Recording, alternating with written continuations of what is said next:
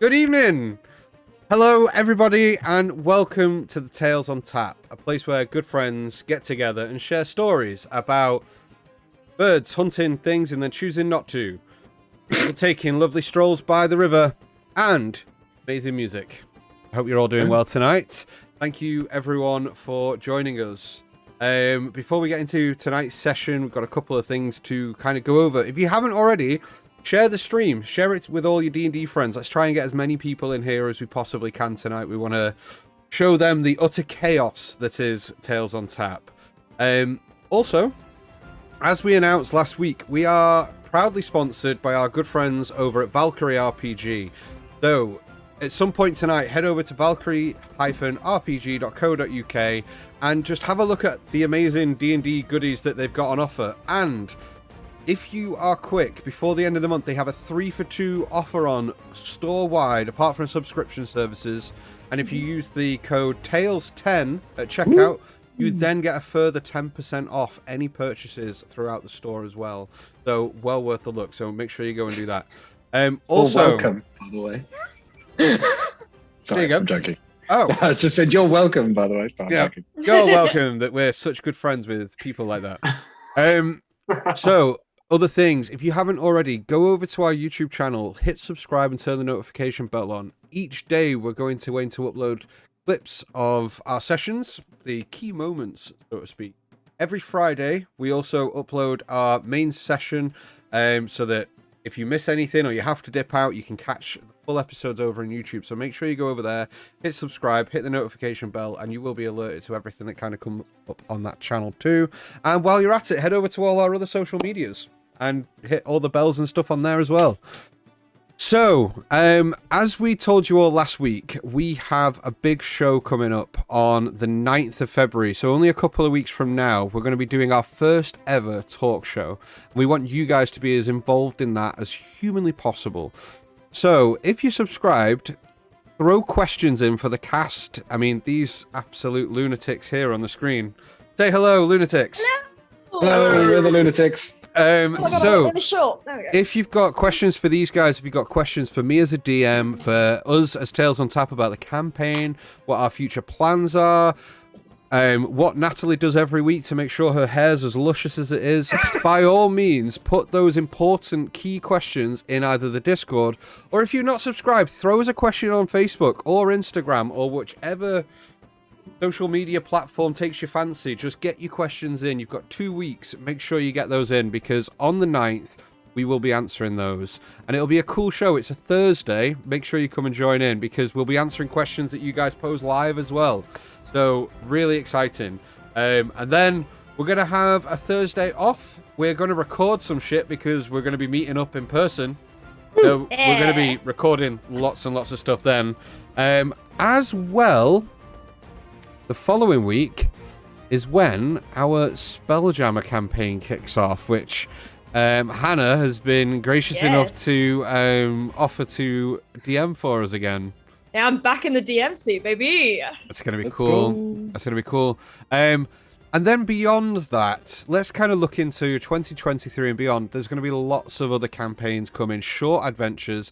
These guys are going to take turns in DMing so that I can take a break and show you what I can do as a player, which is, I mean, measured up to these guys, it's not much, but I mean, I give it my all. But yeah, we got loads on the horizon, so stay tuned. Also, we've got a new video series that is in the works that we're quite excited about. We're going to keep it quite close to our chest for now, but very exciting things in the pipeline. So, yeah, keep your eyes peeled for all that kind of stuff. So, is there any other announcements or anything that I forgot this week? I tend to do that most weeks. I would like just to announce that previously to now, some people haven't been able to see all the channels in our Discord. That was a mess up on my behalf. I should have fixed that. If I haven't fixed it, please let me know. Okay, cool. Anyone who's been on Twitch for a while will know that if you subscribe to a channel, you get custom emotes. We have lots of custom emotes. But you might not know that if you have an Amazon Prime account, you can link your Amazon Prime account to your Twitch account and get a free Prime subscription to any channel of your choice. Amazon should pay you. Free money, guys. Yeah. I've just been told off by my sister who is watching to stop texting her. So Yes, stop texting her. Put your phone away. Wait, you just broke the fourth wall? I did. Hi, My God. That'll be the last time. Hi, I also want to say the winner of my art subscription that took place during the Christmas one shot still hasn't got into contact with me. So if you want to get in contact, I would love to do some art for you. So yeah, and Same with also me. those DLs. yeah. with me. So get those requests in because there are commissions there waiting for you. If you don't get them in by the end of February, you're going to lose out on those commissions. So that's a joke. We're not that tight, but get them in. Man. Like, get If you in want touch. them, let We me know. get Yeah. Ace, I think that pretty much wraps up tonight's Get announcements. Like, get in touch. Oh. Sorry. Fuck.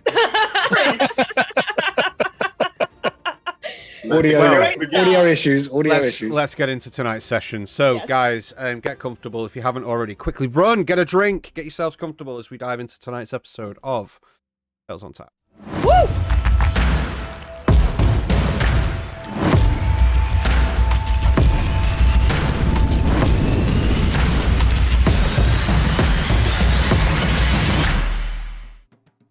Anyway, sorry. Oh, wait! Important things! I forgot! It's something important! Can everyone round the table roll me a d20, please? Oh yeah. Oh. I need to get my dice out. Okay.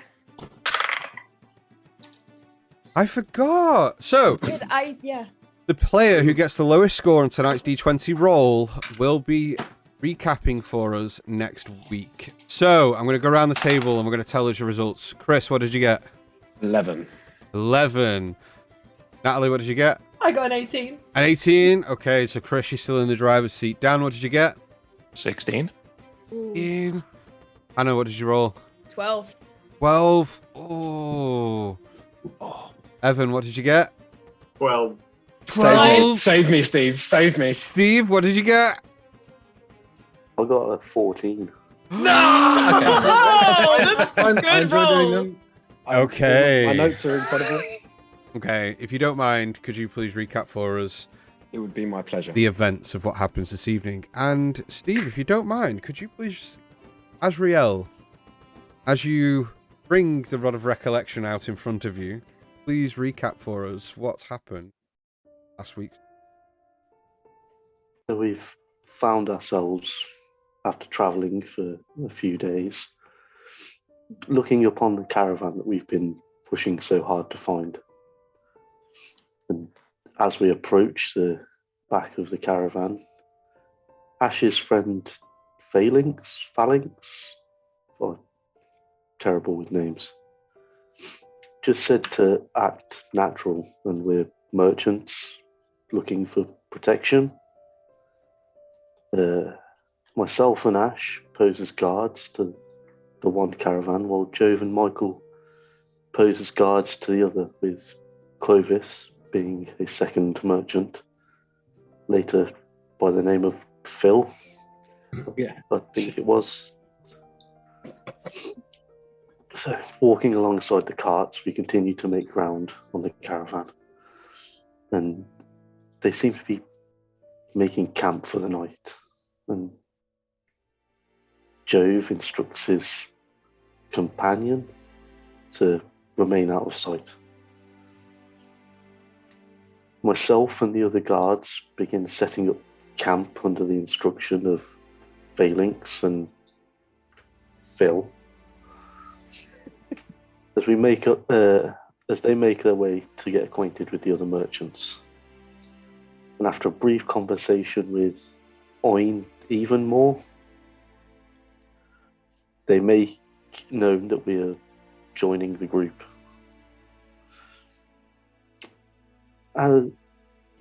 Ash and Michael head off to collect some firewood, while myself and Jove begin setting up tents, Feathers playing music, as is her job. Well, in my notes, setting up a campfire, we begin talking about things as is natural. Our past's what's brought us here. It's been a long time since I've talked about Cyrus. And a strange part of me feels she would be far more suited to this group than I. As the night continues, Jove, strangely, offers to cook supper, which I must say I was very impressed with. This group really is full of surprises. It's about this time that we notice Feathers has gone missing, and which, quite frankly, is a little concerning, given the last time she was left alone, she was caught stealing. But upon her return, which I must say is a relief to find she's not gotten herself into any trouble, Clovis reveals that he's been looking around the camps using some sort of arcane ability he possesses, and reveals that the group we're looking for is here. Valix suggests playing the long game. Don't quite understand what that means. The group split up as the night drew on, with Jove taking Michael down by the water. I didn't think Jove liked new people, but yet again proven wrong. You. Feathers took off flying to survey the area, and Ash went to the road to tell people to put their fires out.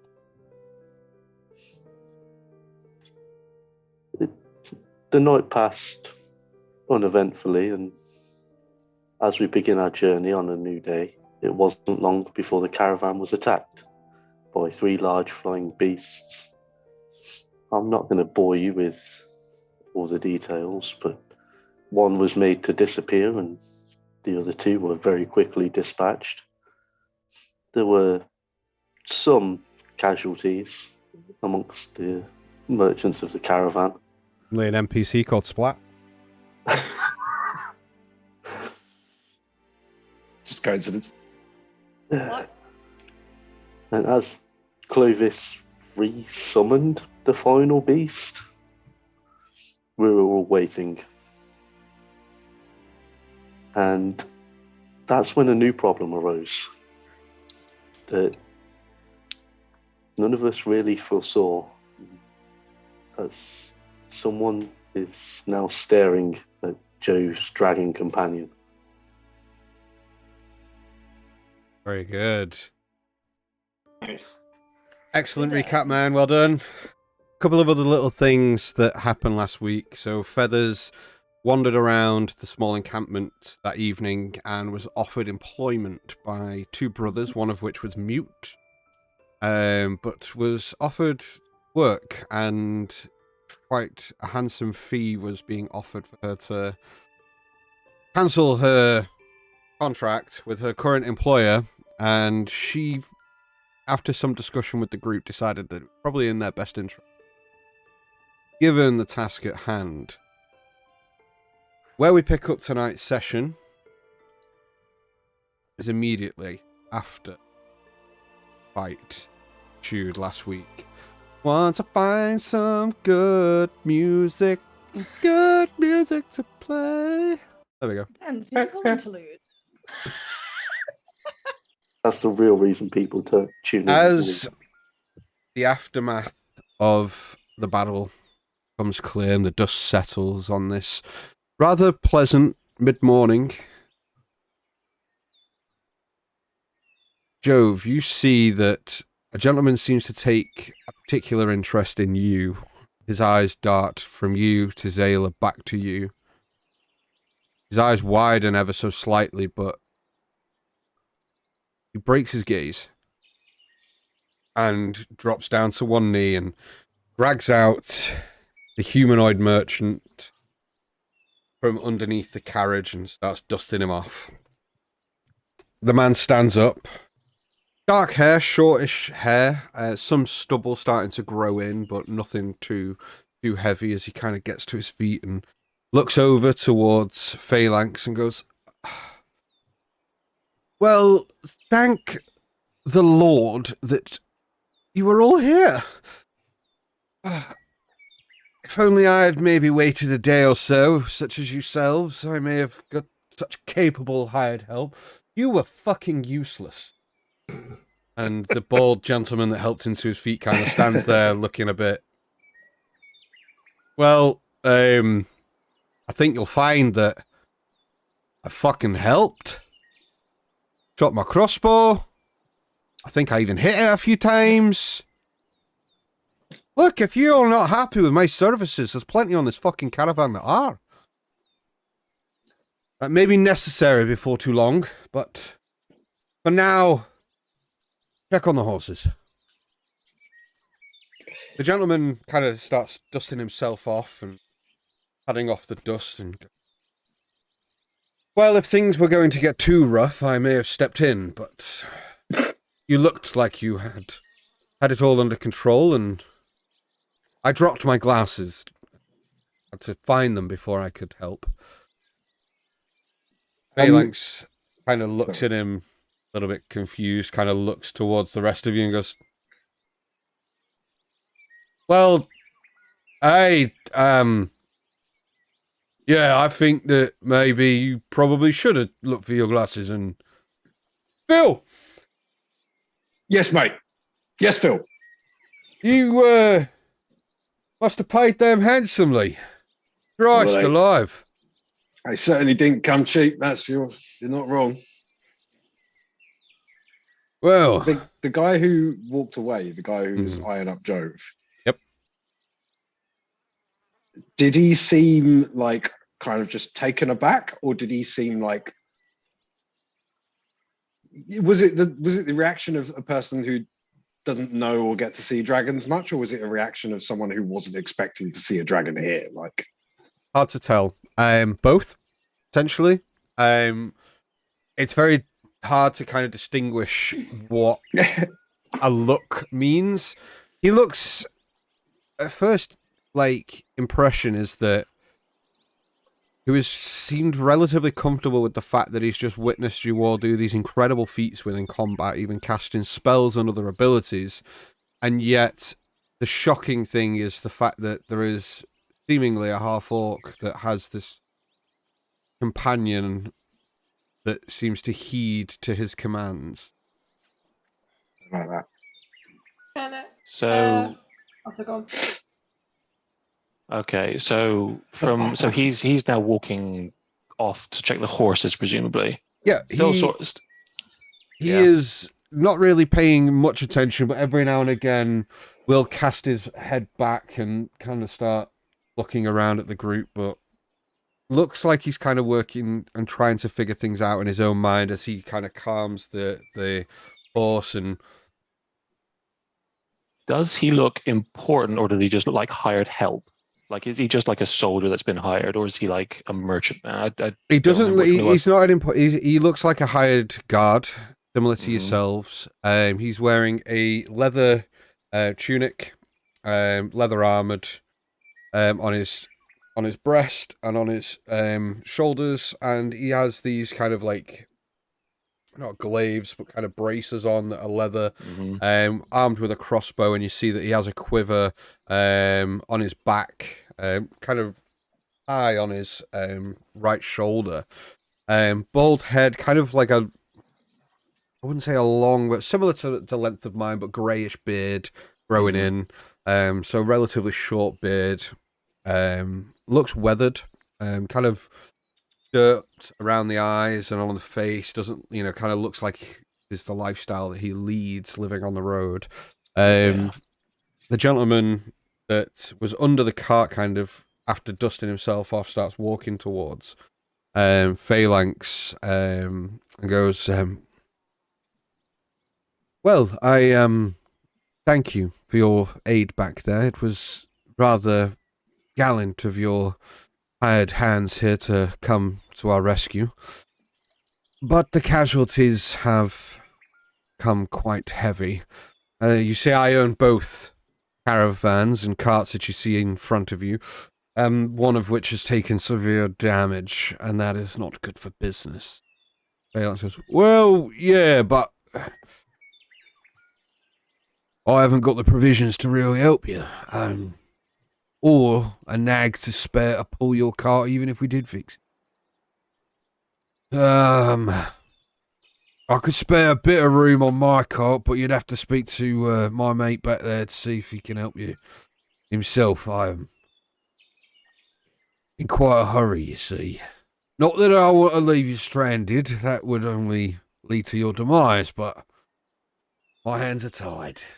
Contract with, as I say, my friend there behind, and the decision is not mine alone. And very well, I'll inquire and see what I can do, but I graciously appreciate the help. And starts making his way. What are the rest of you doing while this is happening, Jove? You were going to say something before. No, so as the weathered man is walking to check his horses, even though he's still in sort of battle position, like, blood soaked, ready for more, he is keeping his eyes on this guy because obviously he's noticed it. From his look back, is he still looking back? Has he given up this sort of thing? Like, how far away is he? What can I feel at this point? Is he trying to keep looking, is my point? Yeah, he is. He's looking at all of you, though. He is fixating on you, and his eyes kind of lock on you and then back to Zayla and back on you, but then he'll kind of check the rest of the group out. He's roughly around 50 feet from you at this point because you were at the base of the tree. So kind of given that distance, roughly. All right. I mean, he isn't standing there staring at you. He's just, he's noticed you. He's just, yeah, I get what you mean. All right, so trying to keep the facade of battle up in his head, he's just going to say to Zayla, oh, that was a bad idea. I think you've been spotted. Stay close to my back in a second. It looks fine. Get back into the trees. I should have brought you out here. And then he's just going to sort of like, keeping it up, just sort of like Clovis, and then at Ash, and then at Asriel for a little bit, and just sort of trying to like keep the battle sort of victory high and take notice away from any individual person. Okay, what about the rest of you? Feathers will land near the broken cart, and I want to have a little look over it and see if I would be able to help out by mending it. I do have a spell to do that. So is this something that I can mend with that, or is there... No. The damage that's been done, if you look at the wording of the spell, it has to be damage on cracks and breaks that are no larger than, I believe, an inch. Oh, okay. I did not read that. I believe. I think that's the wording of it. The damage itself is too far gone. I mean, one wheel's kind of snapped off. The axle's buckled due to the weight of the horse being kind of like ripped and it dropping and things. The damage looks quite substantial. Make me an investigation check, though, please. Okay.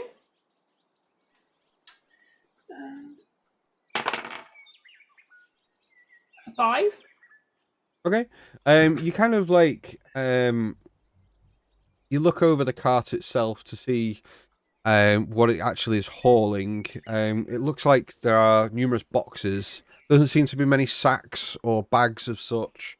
They're mainly like boxes and barrels and things. Some of which have fallen out onto the road.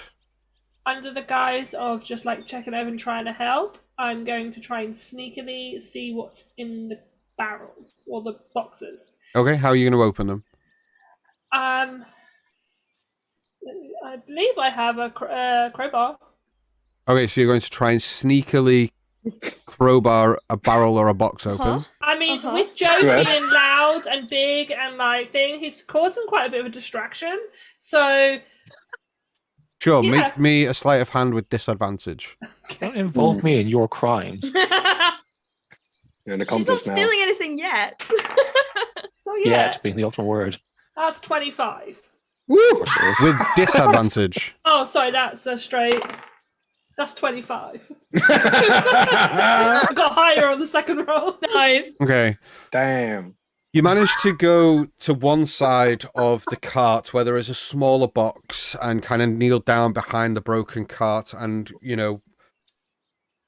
pull your crowbar out and just jam it into a box and prise it open very carefully. And as you peer in, it seems like this small box is carrying what looks to be vials of something. They don't look like potions, or they just look like small vials and bottles of things. Are they empty, or is there liquid in them? No, there's liquid in them. I am going to take the vials. You're going to take all the vials out of them? I'm going to take, maybe 4 vials. I don't know how many are there. I'm just going to take, 4 vials just to... Okay, I'd like you to make me another sleight of hand check with disadvantage for actually taking those things out. Comes back with them, shoved in her trousers, jingling. You're all right, just I've got a little backpack. And I already jingle. Alright, that is 19. Oh, that's a straight. That's a 17. 17. Okay, no problem. You manage to kind of get your hand in and pull a couple of these bottles out and just shove them in your bag and close down the box. I'll say you can get 2 in that short space of time. Okay. While this is happening, Michael, what are you doing? Clovis, are you all right? He turns to look at you after you said that stuff to him. It's and he kind of leaps back and looks around to see if anyone else has noticed. It doesn't appear so. I think everybody else... Well, I'll find out in a second. Azriel, what are you doing before I come back to you two? With the adrenaline, you see Azriel stumble down onto one knee. The blood dripping. He's going to walk over to where the one remaining good cart. Mm-hmm. Sort of press his shoulder and pop it back into place after the fall. Okay. And just look to the... I want to look to see if the guards have any sort of mercenary symbols or something that I would recognise on them. Yeah, make me a perception. In fact, no, you don't need to make me a perception check. You kind of look around. It doesn't seem to be any insignia on them or anything like that. Okay. Okay. Ash, what are you doing?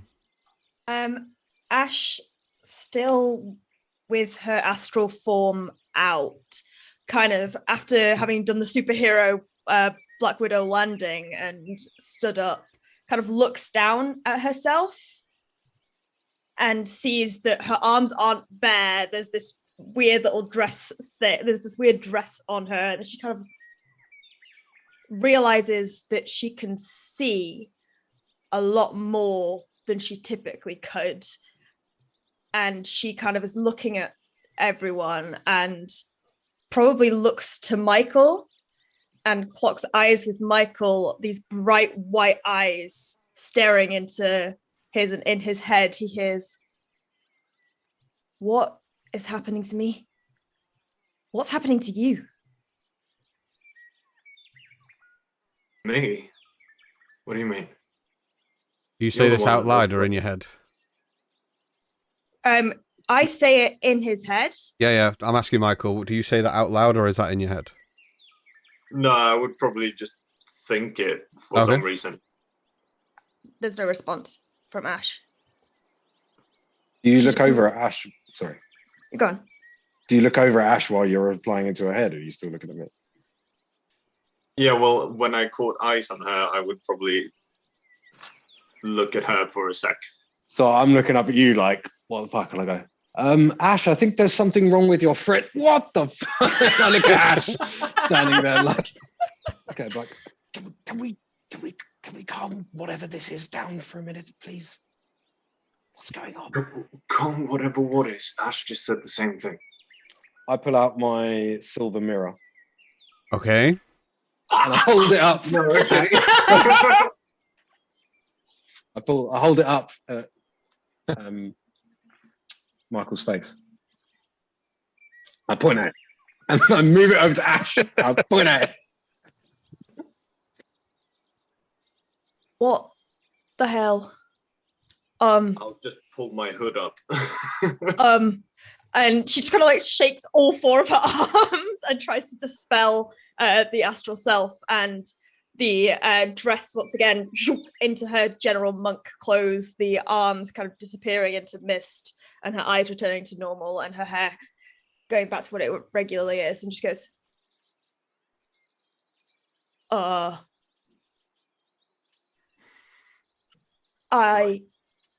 okay, that's new. Is everyone all right? Did anyone hurt? I think I'm that guy not is looking hurt. at Azrael. I'm turning away, like my head away from him. I'm perfectly fine over here, I think. Do we know what caravan Splat belonged to?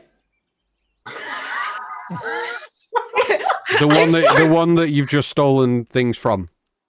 Okay. Stealing off a corpse. As we you're do that all the time. Like, as you're talking, Clovis, and you go, everything's fine with me. I'll go, you hear, hello. I'm sorry to interrupt. I kick my legs over the back of the thing and jump down off of the cart and move sort of around him so his back is to the cart and the other two. Okay. And start talking to him. Oh yeah, well, sir, how can I help you? What's a bit of a unfortunate turn of events for you up there, eh? Yes, it was awful, really, but you all had it, and I'm very impressed with your prowess in battle. Very, very good. Very good. I know how to pick my guards.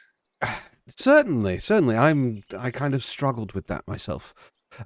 Shame the others took off, though. I thought that was the point of running in packs. Everyone, looks after each other.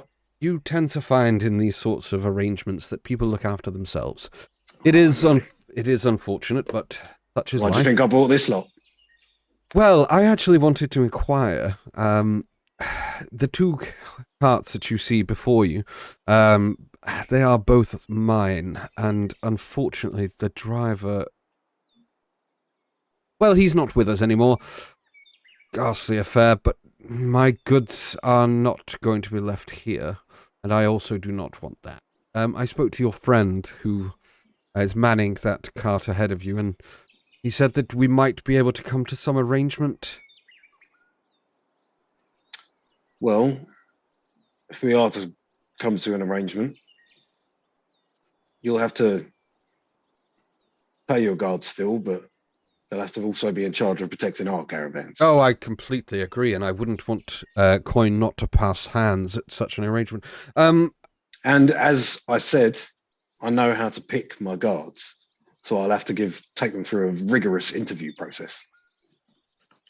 From behind the two of them, they would stay under my employ. Nevertheless, my offer. I'd like to know who's watching my goods. It would be your guards watching yours, and mine would be watching mine. If they're on my cart. Well, that you make a fair point. I do not need passage all the way to Waterdeep or further north, only to Daggerford, and therefore I can employ a new driver and purchase a new cart. I would be remiss if I didn't think that you would want fair payment.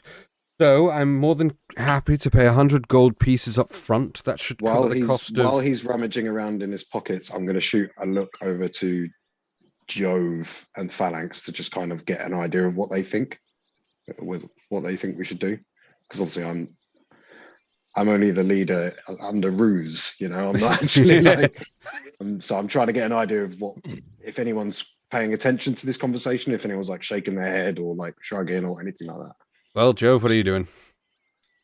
At this point, Jove's sort of looking at what remains of the bird that they just took down, and he's like hoofing up a big piece of it. He's like, do you think we can eat this? And he's like holding like this big side of whatever the fuck this just was. You can eat anything, mate. Phalanx turns and goes, I wouldn't advise you. Anything you kind of find out here, it's probably left out here. But I do not know of the constitution of your kind. Maybe you'll live. Maybe you'll die and I can have a laugh.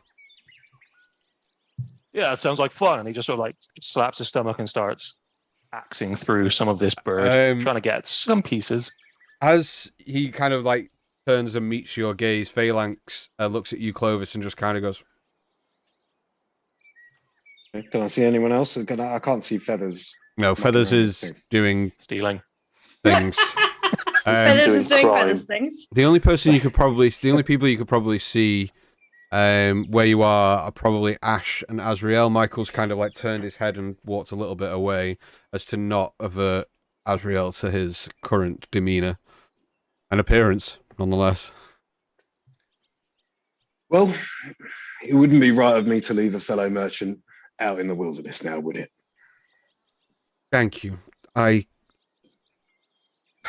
However, some stipulations. If your goods are traveling on our wagons, we'll need to keep an eye on them. And you. I couldn't agree more. As I said, I'm more than happy to pay 100 gold pieces up front, 250 more when we reach Daggerford.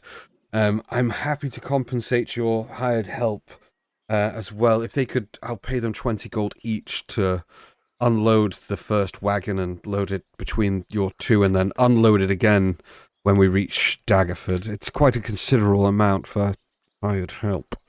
Clovis suppresses a smirk at the idea of agreeing to have all of his friends unload his wagon. So he goes, I think that sounds agreeable for now. Very well. I shall instruct them. Oh, in fact, no, that wouldn't be right. I think if you could instruct them, and I'll... Allow me. Thank you. And he starts walking off towards his cart. Right, you lot. Get yourself wiped down. I don't want you stinking of guts the whole way. And when you're done, we're taking everything off the broken cart, loading it onto ours. You! And I'll shout over to the guy who's sorting the horses out. Yeah.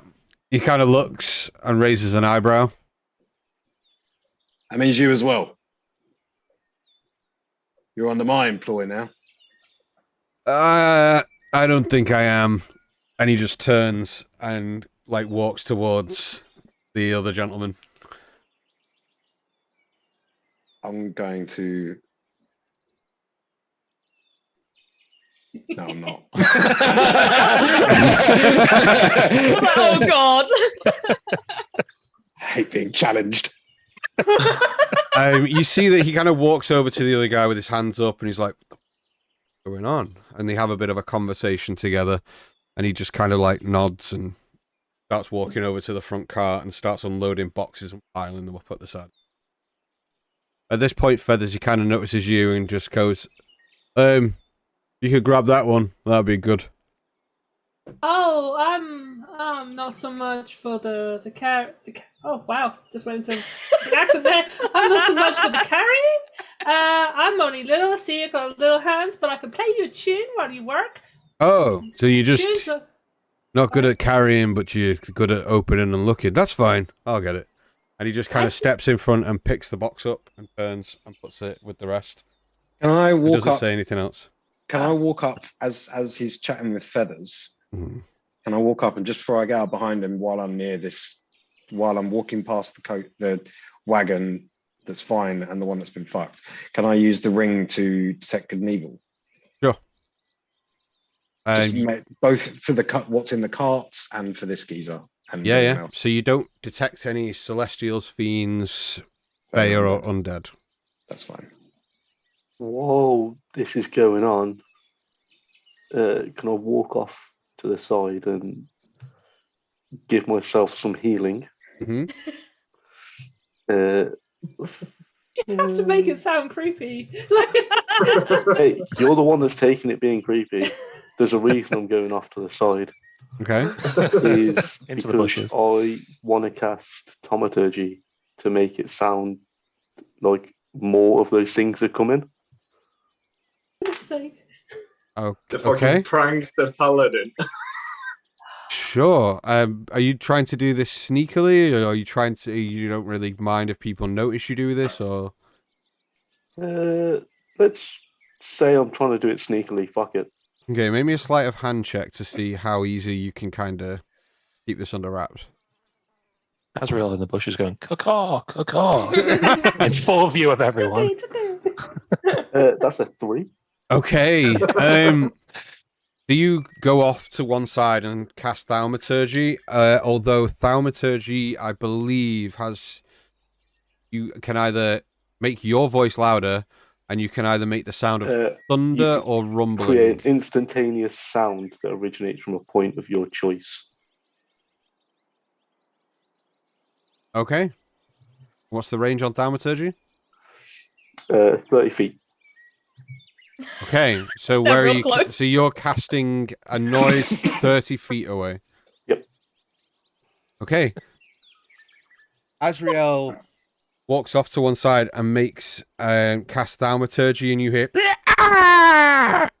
like as if it's fucking on you, and you all kind of like stop, kind of turn and look, and it doesn't appear to be anything in the sky though. Can anyone else hear these things, or is it just me? I feel like I'm hearing sounds now. No, it's like when a ringing gets stuck in your ears. Maybe they're invisible. We should get a move Can all on. birds do that? I mean, things have abilities. What are you doing in the bush? He shouts over from the bushes. How are you not here? The gentleman that's bartered his way onto you with his goods onto your caravan kind of walks back over towards... At this point, Phalanx is walking up to you as well, Clovis. And the gentleman is slowly kind of walking behind him, and Phalanx goes, like, as he's around 15, 20 feet away, and he just kind of goes, well, that didn't go as well as I thought. But, okay, we're alive. I don't like the guard who was at the front. He seemed a little too inquisitive. Keep an eye on him.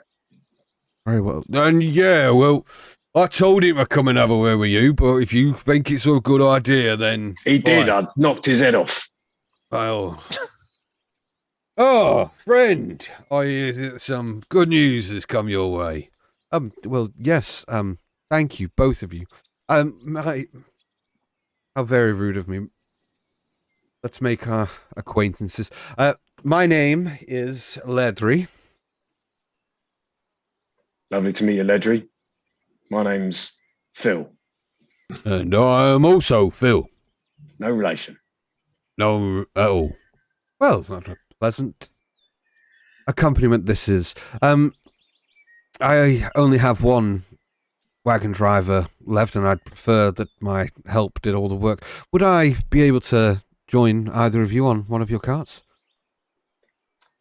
I think maybe best you keep close to yours, just in case anything else shows up. I appreciate that, but with my goods in the back of both of yours, I do like to make sure that my eye is firmly fixed on what is mine as well. As I'm sure you can appreciate. Very well, with you. Perfect. No. We'll take our carts ahead of yours. There, you can keep an eye on all of us, can't you? I would prefer it if my merchandise was at close hand. I'm I would sure you prefer would it if we appreciate didn't get attacked by birds and your cart got crushed so that I have to pick up the slack. We'd all prefer this day went very different to how it has. You're Stick on absolutely your right. cart. I would prefer not to. Well, unload it, boys. We're heading on. That is a shame. Thank you, though. You enjoy your day. I'm sure someone else will come along. All right. All right. The guy's starting to walk off. Fine, you can ride with Phalanx. You can ride with Brian. Sorry, I said. Phil.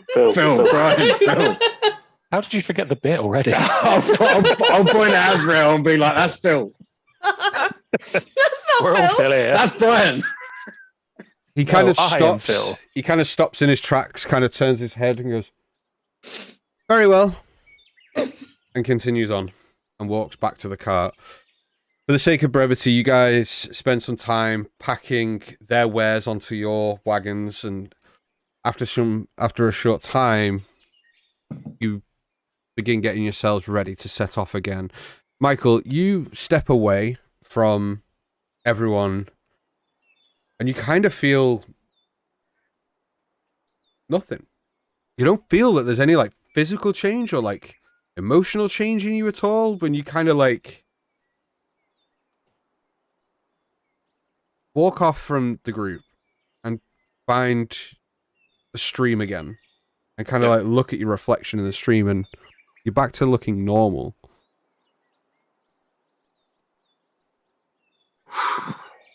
Okay. Okay. Fuck.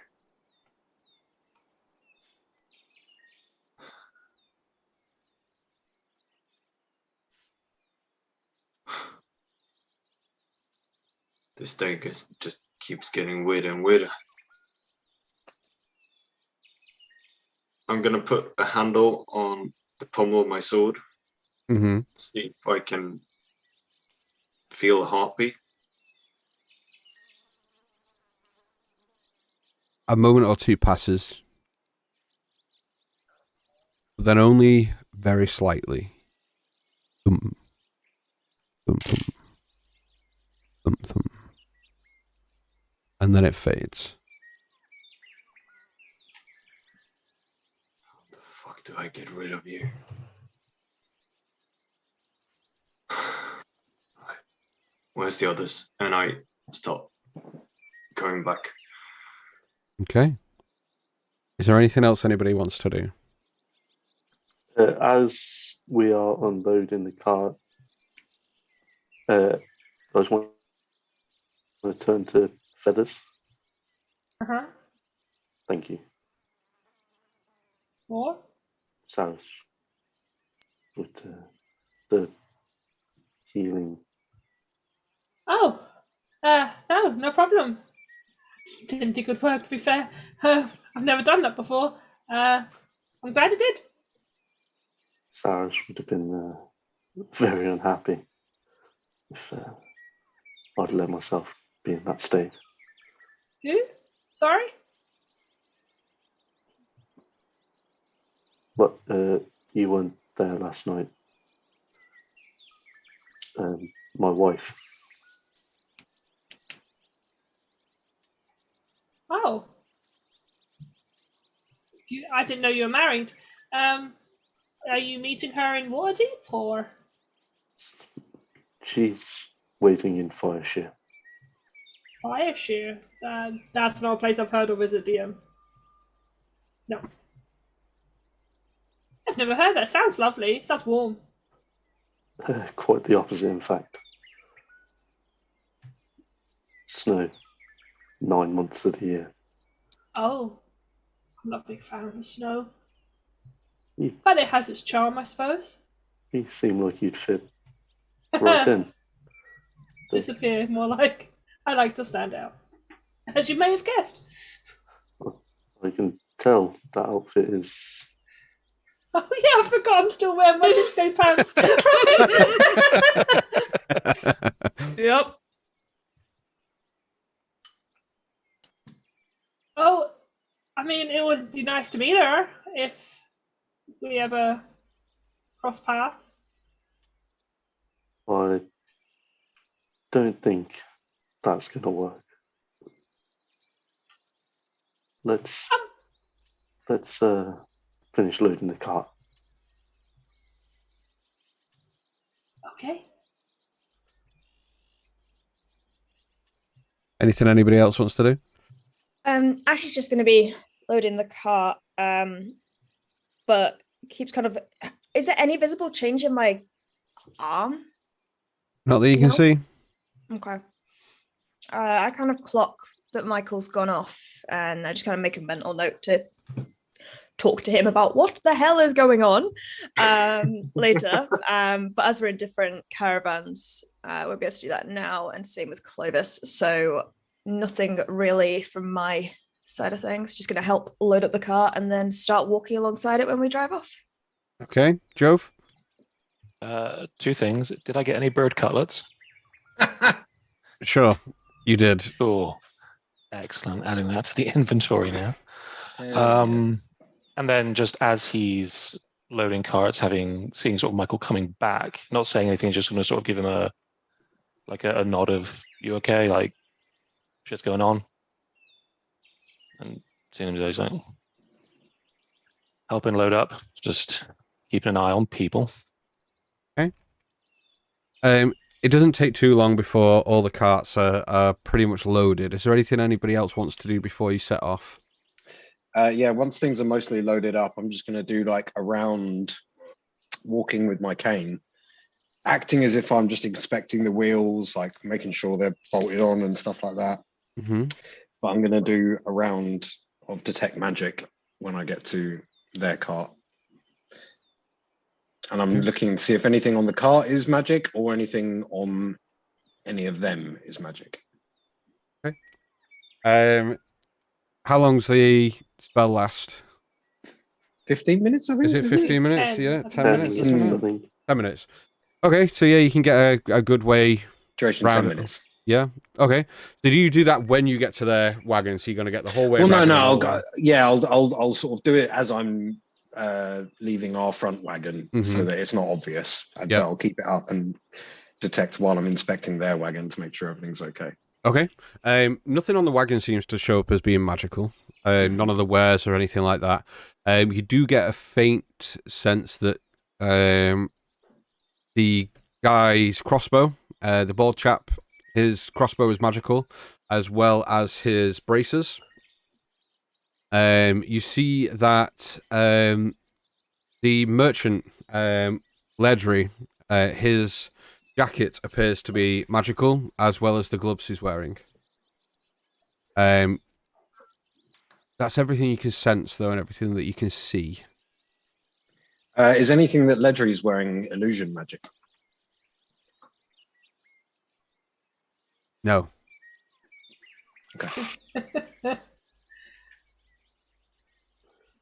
Okay. Before we set off, after I've had that discussion with Azrael, I would like to note who the two new guys, the merchant and the other guy, which one is in Phalanx's cart? The merchant.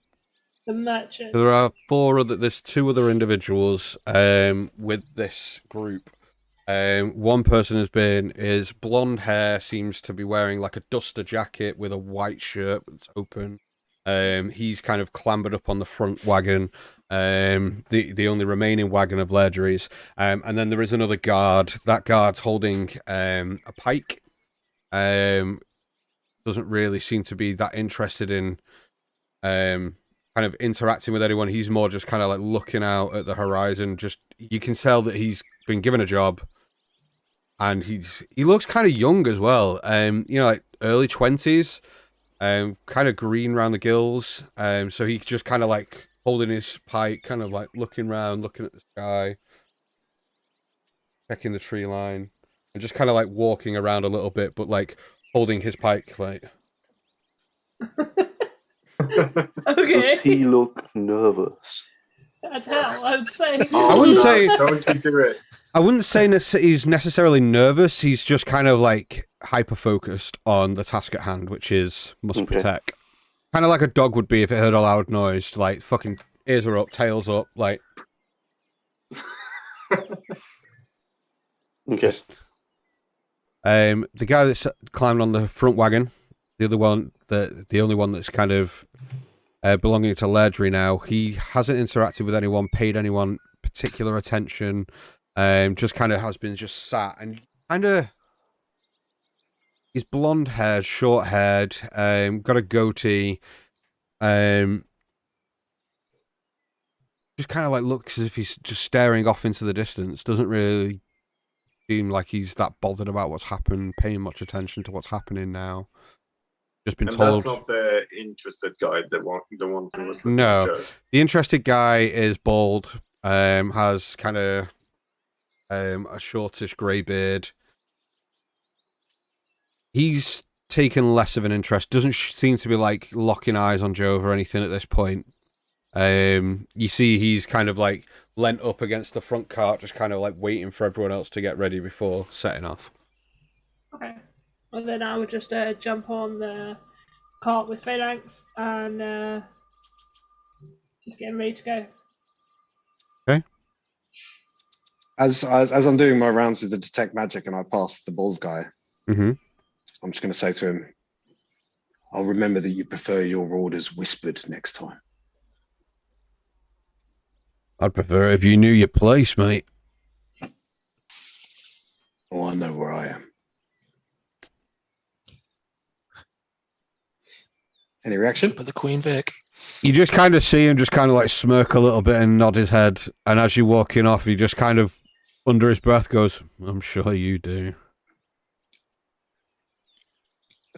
Okay.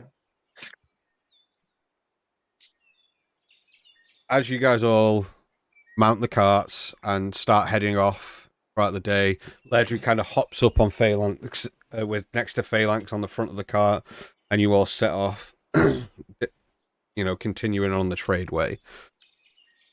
Which I have music for. Yes, I got music for. It's not really music, but if we're going to ride on a cart, we're going to have cart noises. Ooh. Ambience. Now own all the Immersion. Immersion. Smoothless transition. Right? The cart set off and continuing on the tradeway north. Ledry kind of sits at the front and goes, I can't thank you enough, and I'll make sure that you're well paid when we get to Daggerford, as long as I can get a cart that can see us the rest of the way, that is. And Phalanx just goes, yeah, well, if it were up to me, mate, I'd have probably left you there, but my pal back there, he's got a big heart. He don't want to see you at the side of the road, and, we are out, profit is the main, is the main goal here, as you can appreciate. Well, yes, of course. I have made this passage numerous times up, north and south, and different things at different times of the year, as you can appreciate. But as we know, we mustn't ask, because, rules are rules. Never ask what the quarry is, only how much you get paid. Yeah. Well, substantial amounts once I reach Waterdeep. I tend to turn a pretty penny, and when I do, you'll be sure I'll be spending it wisely. I have my eye on a very nice piece of property there. Oh, well, once you get that, you won't spend much time on the road, will you? Well, isn't that the dream? Is set up shop somewhere and not have to travel these horrible roads. Well, yeah, but then you don't get to see much of the world then, do you? You, feathered one, play us a tune. My friend here needs to hear your beautiful music. This one I caught wandering the streets back in Baldur's Gate, busking, and I said, let's make sure that she goes to somewhere proper. Waterdeep can earn much more. Well, yes, he is right. Minstrels seem to earn much more up in Waterdeep. Baldur's Gate isn't the type of place you can earn much. You should have known that. And he kind of turns and they continue their conversation. I do. I sort of play a sort of on the road again, sort of tune. On the road again. Can't wait to get on the road again. Okay. Nelson back here. As you guys are continuing on, conversation between Phalanx and Ledry, it pertains to nothing, but also something. Ledry gives you the impression, Feathers, through this conversation, that he likes to boast about how much money he makes and how good of a salesman he is. And I'm paying lots of attention to the stories he's telling as I'm playing these songs. Can I sort of insight? Is he a rich man just boasting, or is he a poor man both trying to look rich? Maybe that's an what I'm inside check. sort of trying to. Okay, that's. What she means is it worth stealing from him? She already has. Yeah, that's a 22. I want to know what's in my pockets, dude. Right, that's a 22. The impression you get, it's hard to tell whether or not he's a rich man embellishing a story, or if he's a poor man embellishing one more. It's difficult to tell. He gives you the air of confidence, and calculation. Okay.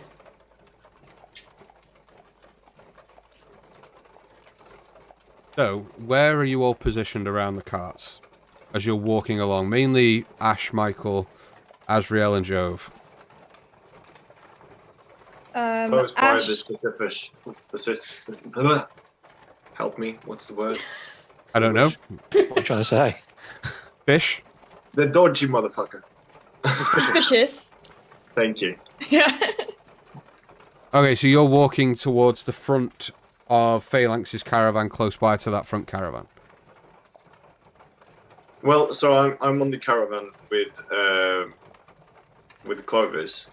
So wherever I need to position to sort of be closer towards that dude. If it's at the back of Clovis's cart, or if it's at the front. I'm at the back. So Yeah. from the back it goes me, Phalanx, Leader, something. His name? Ledry. Leader. Yeah, so at the front of Clovis's cart. Then. Okay. So the bald gentleman is right at the front, kind of walking and leading this as this procession goes down the track. So he'll be right at the front. All right. Okay. Well, in that I'll try to move up towards him, or like stay close to his position. Okay. Ash? Ash has just resumed her position on the outside of Phalanx's caravan. Is it like an open, like, I'm just struggling to figure out whether I'd be able to hear any of this. Is it like a fully closed thing? Is it? No, you'd be able to. Yeah, you'd be able to hear it as well. Okay, so I'm probably on Phalanx's side, walking alongside and just kind of trying to pick up this conversation as it goes on as well. Yeah, but that I'm just resuming my role. Okay. As a guard. No problem. Azrael? Azrael will sort of walk, but unknowingly sort of try. He'll be walking next to Buddy on the cart. Okay. The horses, that sort of line. And sort of absent-mindedly just start humming a shanty. Okay. Just not really paying attention to anything in his own world, just humming this little shanty to himself. Okay. Jove? Yeah, so he would initially head to the front because I want to make a good mental note of the crossbow held by suspicious dude who is staring at me, just so I know exactly. I have a rough estimate of what it is, what it looks like, so I can remember that. And then once that's taken into consideration, probably just fall back ever so slightly, be between the two front ones, so sort of keeping that space between the end of one and the front of another and trying to bridge gaps where there's no people. Okay, no problem. Banff is in the back of your cart, Clovis, and Zayla is nowhere to be Yes, and Zayla, I would have instructed as we've gone, just keeping back, keep as high as possible, but still within telepathic reach. So keep to cloud cover if you feel like it's not safe. Fly low, keep to the lowlands, the hills, keep to the rolls. And out of sight again. You get the sense that she's close by, but she's nowhere to be seen. Out of curiosity, can I sense where she is? Like, how does this link work? Do I know general directions of her? Do I feel her, like, as the distance closes, do I feel more? Do I feel less? Is it... It's weird. It's more... You sense her presence. You can't sense a direction. It's more... The closer she is, the stronger that bond is. The further away she is, the less you feel her presence. You don't know direction or anything. You can still feel her. But it doesn't get stronger if I turn towards her directly. It's more just a general... Yeah. Just a general vicinity type thing. Yeah. That's fine. Cool. Okay. Yeah, I'll be walking, and I'm going to be sneaking reading as much as I humanly can during this big bit of walking. Okay, you would have to be concentrating. Okay. You'd have to... I mean, how many hours have you got left? 28. Okay, so you're going to have to start cracking this out because you've got to get 48 hours in 6 days, so... Yeah, I know what I've got to do. That's why I'm trying to crack this out at every opportunity. He's learning common. Okay, That's the story he's sticking to. You can't read while you're walking. You'd have to get yourself on the back of a caravan and start knuckling down. All right.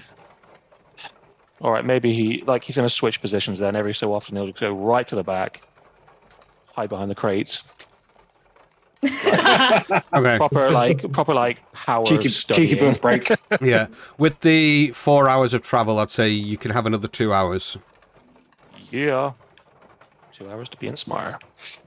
The rest of the afternoon goes fairly uneventful. The conversation kind of peaks and troughs between Phalanx and Lairdrie.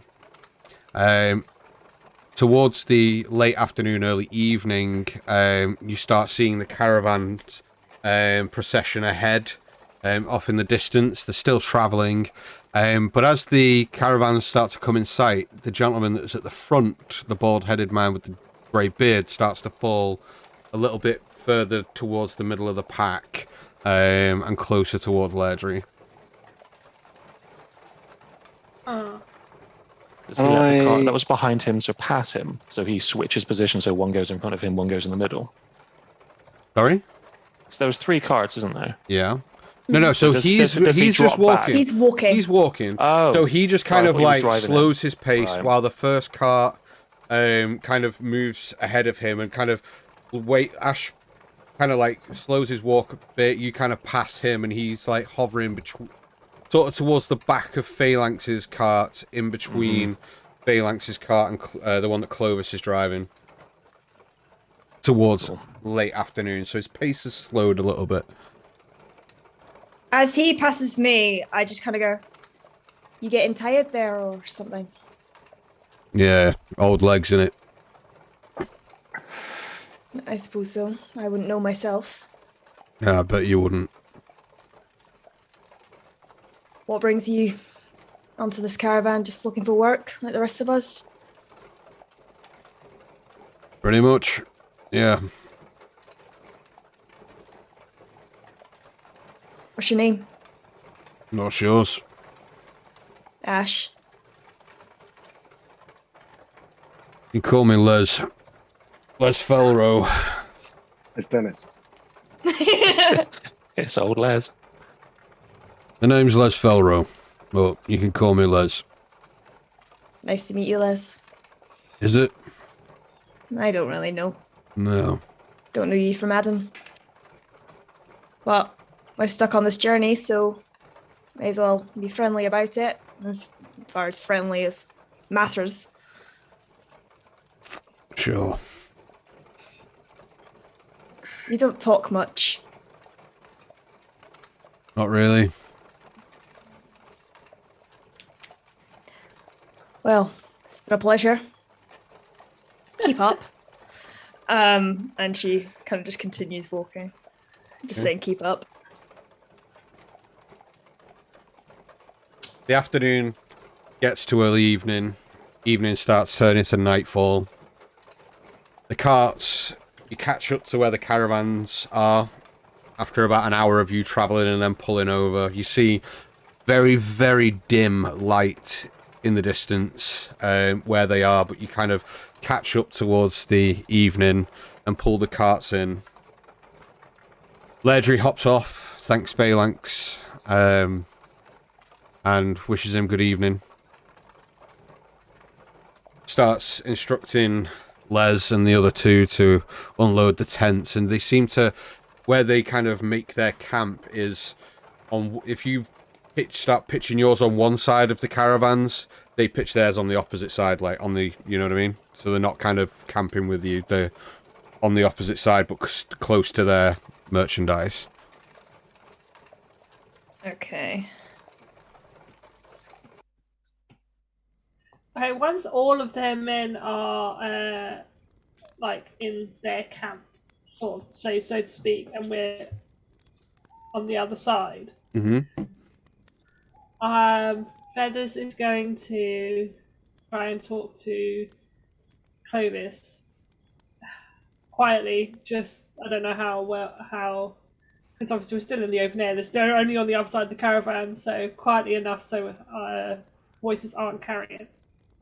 Mm. What do you think about? I hold up a hand, and I cast message to her, and I say in her head, "You were saying." Oh, this is handy. I say in my head. I don't trust them at all. He seems to be too boastful. I mean, I know about people that boast.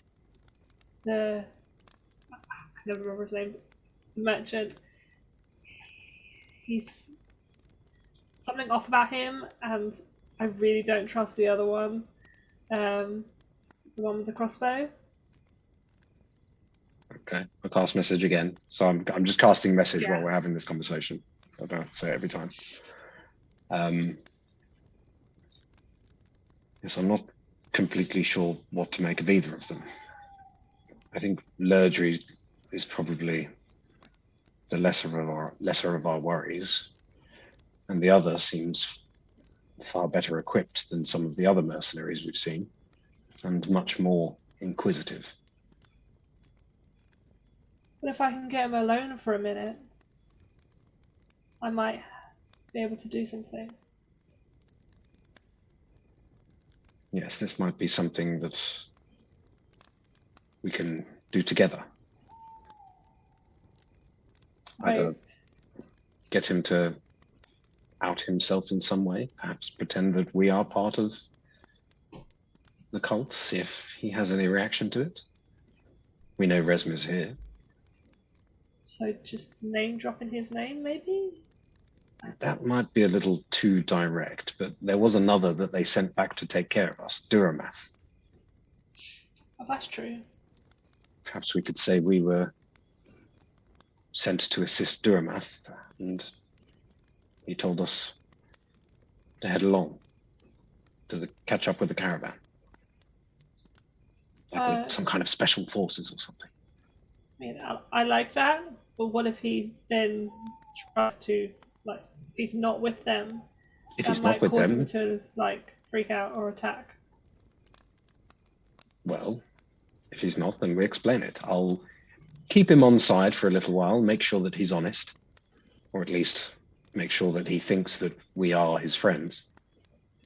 Won't last long, though, and he'll know as soon as we're done, so if he is with them, we'll probably have to kill him quite quickly. And if he's not, then we'll just explain to him. I think I've worked out how I can speak to him on my own. I think I can make him scared of someone. Possibly me, possibly you, possibly his employer. Which could work to our benefit. It certainly could, but I think... Especially if you've got friends, if you're friends with him at the same time. At the same time, you mean? So if I make him scared and then you make him friends with you, he may spill secrets to someone that he... I mean, good cop, bad cop, right? If he's scared of me and friends with you... I like that. Good cop, bad cop. I'll have to write that one down. I'll add it to our list. Sick. Yeah. But we'll see if anything happens tonight, though. Because I mean, we're away from. I mean, we're still a couple of days away from where we need to be, right? I think we've got a fair old while away. Yes. Yeah. We're with the rest of the caravan now, right? Mm-hmm. My only concern about making him scared is that he may raise some kind of alarm, especially when everyone's trying to sleep. I mean, I also did this thing the other day when I was on the back of to say I managed to tell someone to run for a bit. So I could tell him to run away, and that sort out our problem realistically. If he runs back to Baldur's Gate, I mean... That is interesting. That could certainly work. If we did find out that he was indeed in league with them, making him run away might be a little bit more humane than offing him, or might give us a slightly more surreptitious opportunity to off him, if that is needed. I'm just not for killing him, and I mean we're now caught up with the rest of them. I don't know about killing people in public. I'm starting to think I probably should have just let them go when I had the chance. Less of a risk, but at the same time, he could just be an arsehole who's surprised to have seen a bunch of caravan guards slay 3 whatever those things were. It could be helpful if we do eventually end up in a pinch. Yeah, I wish there was a way of testing him. We'll work on it.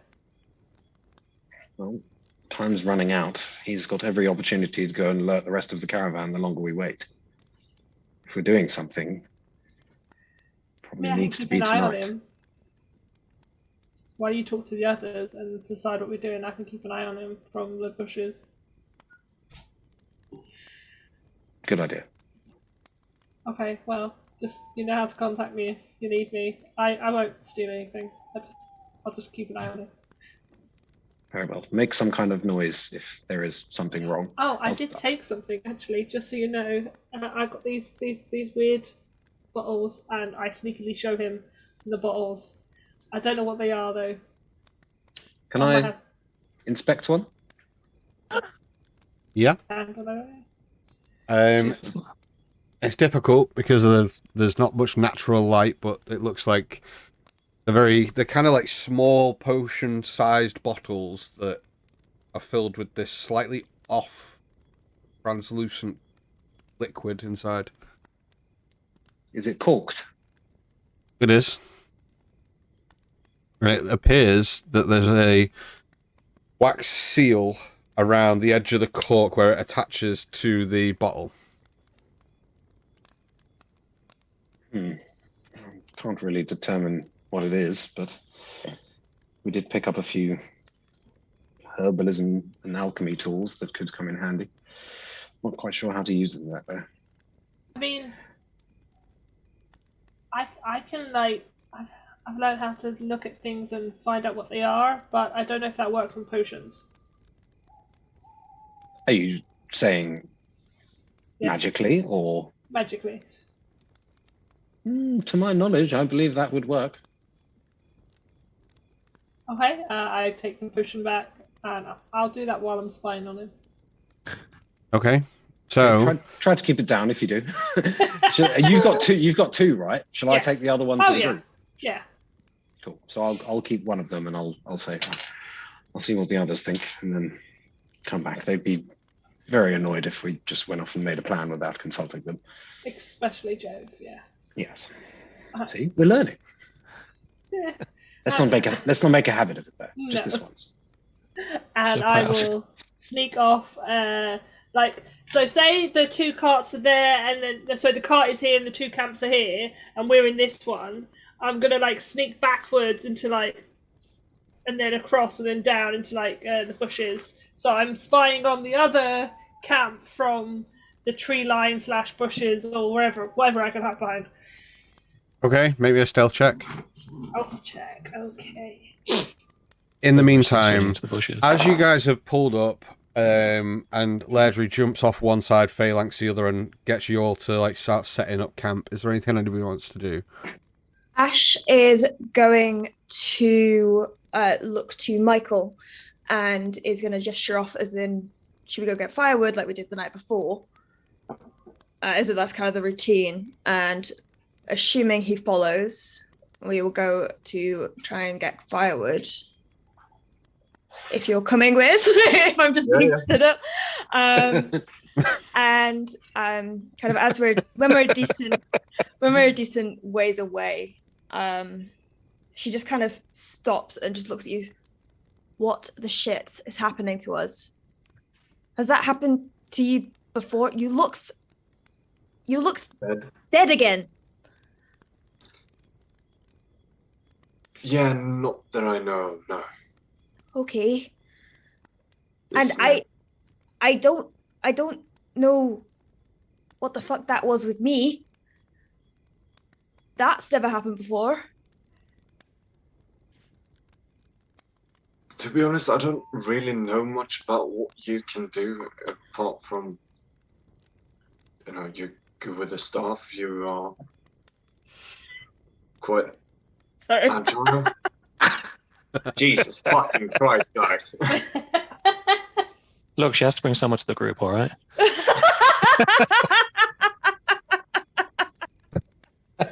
Anyway, yes.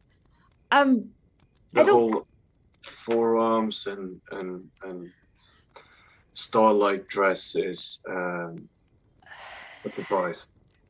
It's a bit new to me too. When I was at the monastery, I was trained alongside the other monks, and that's kind of where the handiness with the staff and punching people came into it. But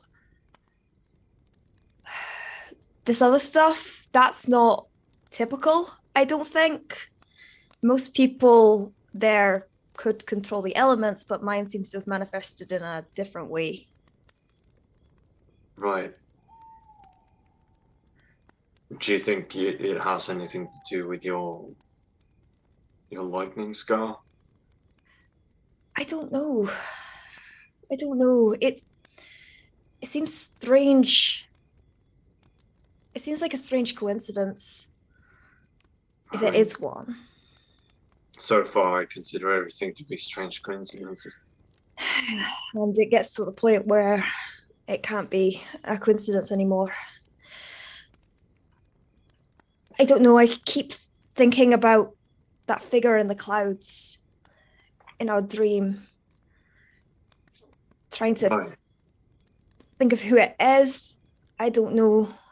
It was an ominous presence. It feels like we're almost being watched, and I've had that impression since meeting Bahamut, but this is different.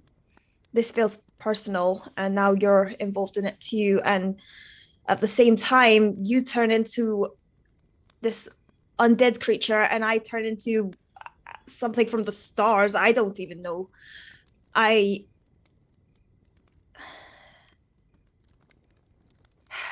don't understand how I got you out of the ground, Michael. I wish I could answer that. I mean, you weren't there when I woke up, right? There was literally me in a chest with a sword on top of me, and I had to punch my way out. I don't remember you at all. Well, ditto.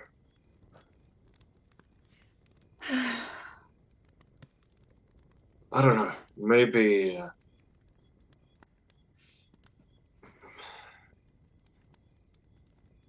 it's this fucking thing, and I pull out the sword again. I felt something that time when I held it before. Shut up! You felt a pulse. My God.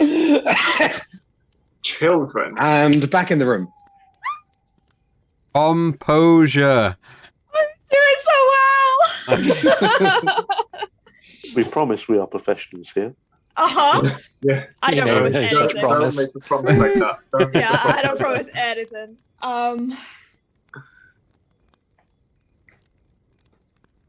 I'm wondering when it's safe and we can all, there's other people there, it might be worthwhile trying that again. Have you told anyone? No. Right. Because Jove came to Dan? me the other night. I love how he says composure, and then 15 seconds later, both of the Dans are just like, no. I'm totally fine. I'm totally fine. I mean, you guys just want an audience next time that you hold this thing. That's fine. It's totally fine. I apologize to the audience watching us currently. Oh, they're loving it. We're having a day. Just in case anything goes wrong. Right. Yeah. Well, first I have to tell everyone, I guess. Joe came talking to me the other night, asking about my secrets, saying that secrets are not good for the group, and you know, the usual threat about murdering me if something was to turn up that I haven't told him already, and you know, standard stuff. I mean, that's pretty on par for Jove, to be honest. So he knows that I'm dead now. Oh well, that I'm dead. Okay. Okay, so he knows. I'm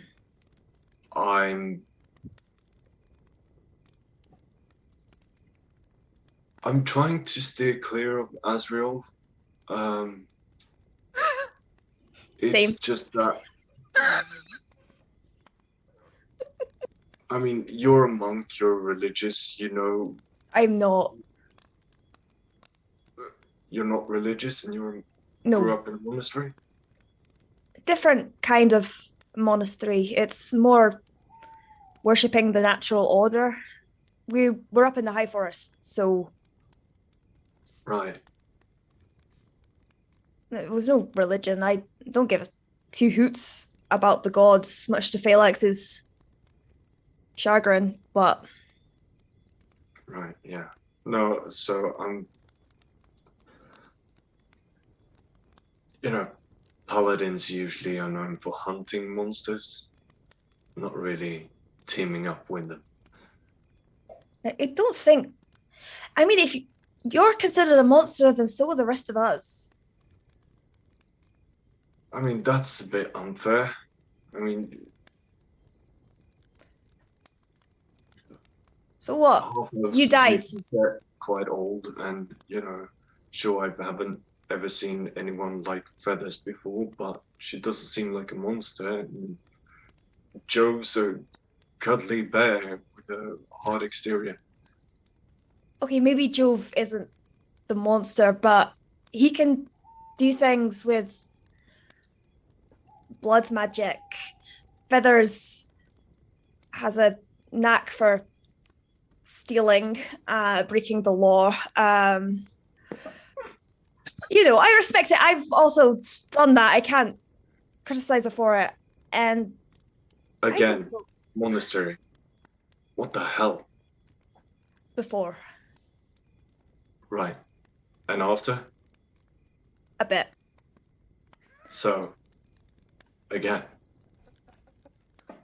I mean, I can't claim to be the monastery's best student. That's fair.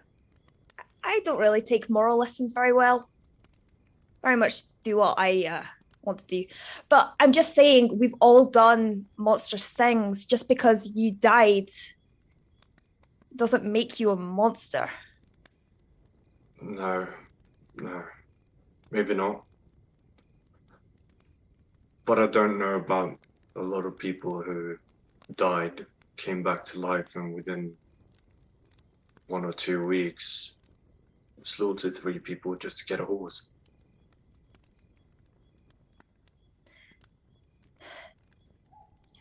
I don't know. I was left alone in the forest and I was dead, so, you know, options were limited. I don't know many people who, waking up in an alleyway, suffocated a man from behind just to steal a few gold. We've all done things, Michael. Shit, you're worse than I am. Okay. I'm kidding. But in all seriousness, though, guess you're right. It's just freaking me out, you know. I know, but don't paint yourself as a monster. We're fighting the monsters, the people who want to create rampage and ruin across the world. You just want to live your life the second time you get a chance to. Yeah, that's fair. When we can, I think we all need to talk about all of this. But right now, it's not really a good opportunity. No, that's true. Also, is something going on with Clovis as well? Because I think he was in pain as well. Yeah, I was checking up on him before he freaked out. Because that doesn't usually happen. Does he usually... I mean, I don't know much about his magic, but that last thing he doesn't normally drip goo, no. Doesn't he normally hurt whenever he's on his chaise long now.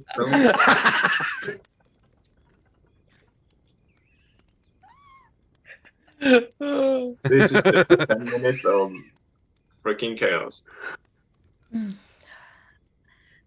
I don't think so. I haven't noticed it before. I've only known these guys a few weeks, but I think it's new.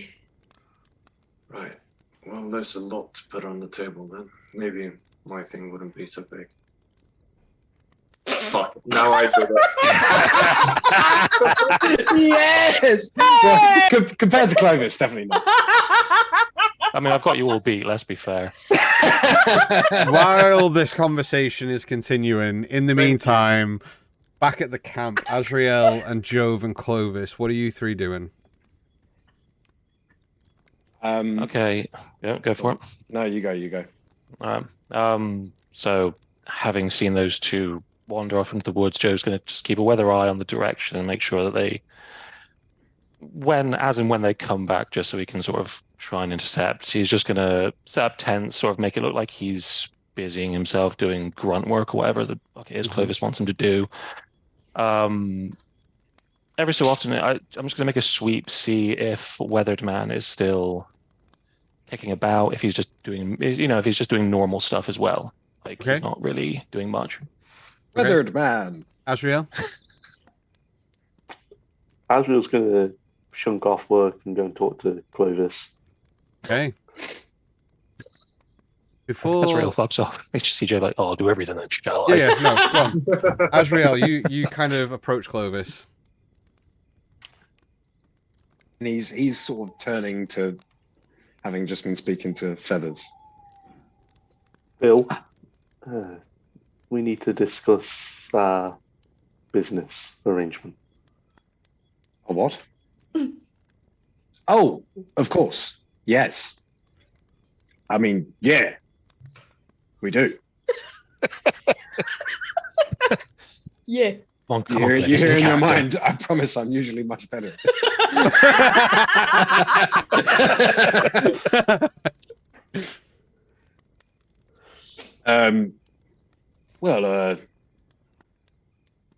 Why don't we get the cooking stuff off the other cart then? Oh, all right. And we'll move sort of away from where the people are camped on to the furthest away, but still by the carts that we can be. Yeah. So our conversation is obscured. Yep. As we're walking, as I was going to say quite loudly, what you described to me does not compensate for what I've done. I want more money. And I was like, look, we'll get to that. Obviously, things have been a little bit. Look, we've got a little bit more coming in now, haven't we? It's all worked out. Once we're far enough away. Mm-hmm. So. Yes, the map. Have you played around with it at all? Does it work? It tells me where I am. Tells you where you are, but not yet us. Oh. Sort of look around, see if anyone's watching. Make a perception check.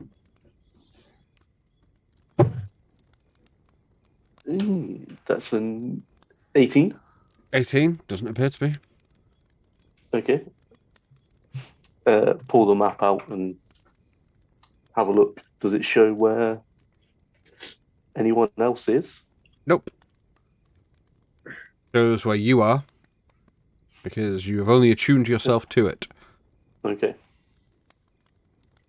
It looks like we might have to attune ourselves to it somehow.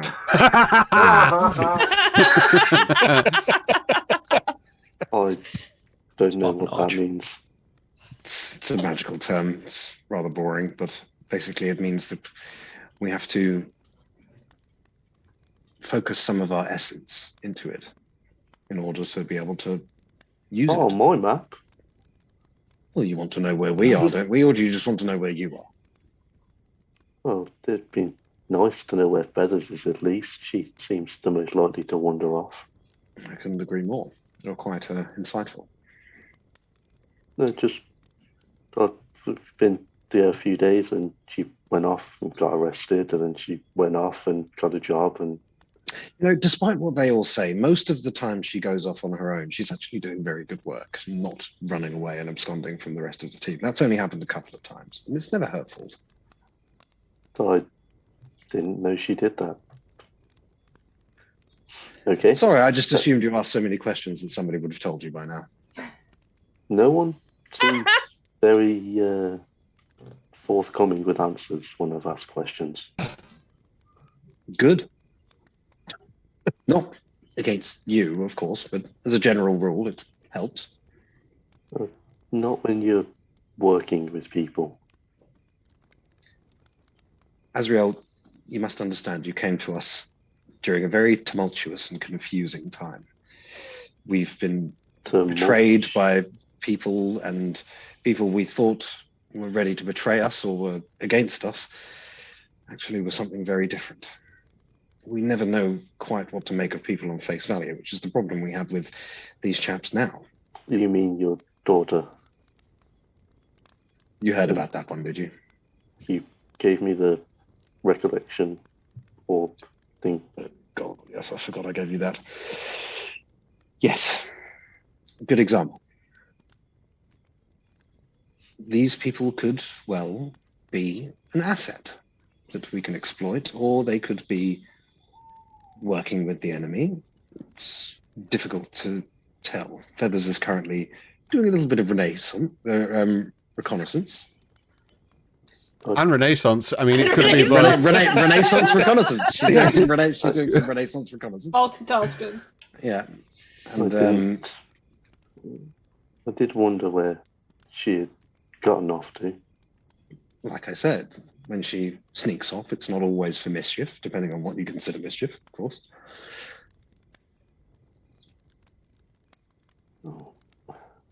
I consider mischief generally to be against the law. No, mischief is a far broader term. It can be applied in many ways. Often good. It's not always a bad thing, a little bit of mischief. It can be very helpful. But don't worry, you can leave that kind of thing to us. Although you're clearly very capable. I'm sure you could cause a great deal of mischief. I don't know what you're implying there. Neither do I yet. But I'm sure I'm right. Every now and then, as we I fall apart. And I need you now. I need you now. We kiss. God damn it, you got another tiefling! Yes! This is the first better tiefling in this campaign. Sorry, continue.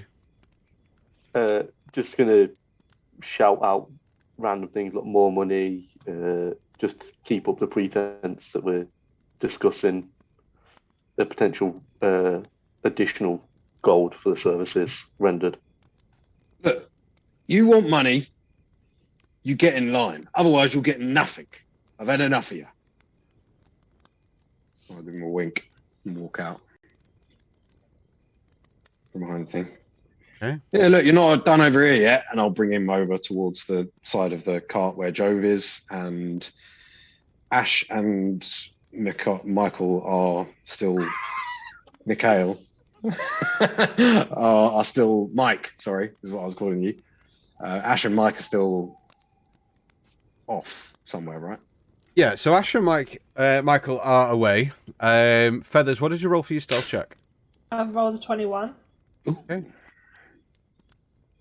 It takes you a good few minutes to kind of make your way around and get yourself in a good position of cover. And roughly at the same time, Jove, you're kind of like walking around the cart, and what you both observe is the individual that you're looking for isn't there. At all. Fuck. At all. And that's where we're going to take a quick break. Oh, for fuck's sake. Gonna kill them! We're going to take a quick break there. Guys, stick around. We'll be back at around 5-2. We're going to have a bit of a longer break this week because I've got things that I need to prepare. But go get yourselves a drink. If you haven't already, share the stream. Let's try and get as many people as we can in for the second half. Yeah, we'll see you in a few. Cheers.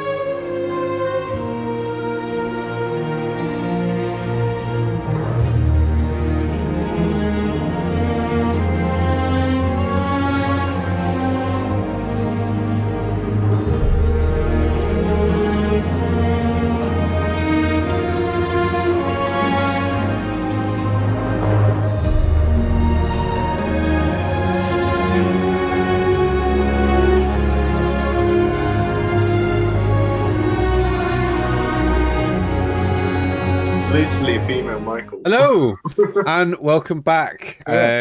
Hopefully you guys have had time to get a drink and go to the bathroom and all the rest of it. Let's jump straight back in. So, as you look out to where you would expect this individual to be, Jove and Feathers from a position of cover, he's not there. You see the young guard sat quite close to the fire, still with his pike resting on his shoulder, just kind of like warm in his hands.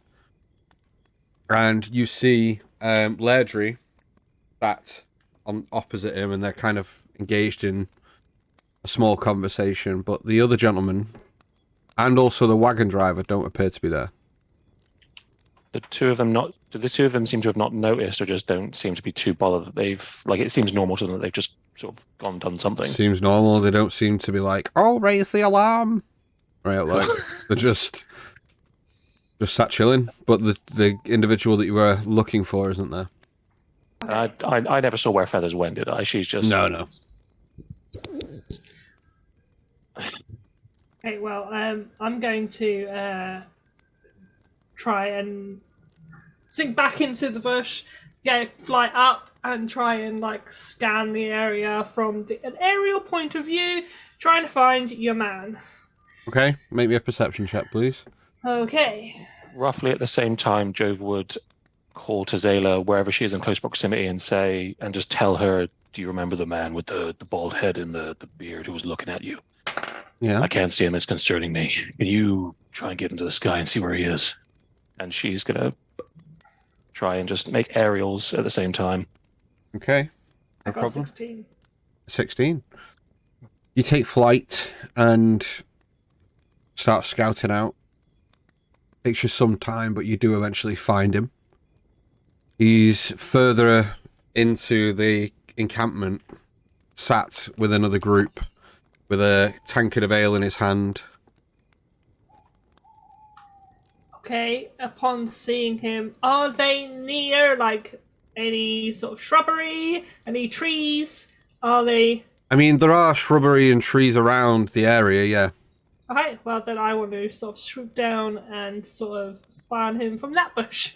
Okay, make me a stealth check, please. Okay. Alright. That's an 18. Okay, you managed to get into a bush. You are around 65 to 70 feet away. Oh. That's the closest one you could get to without being seen. Okay, I'm...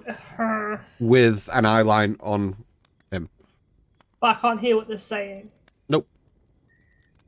Great. Okay, I will stay where I am for now.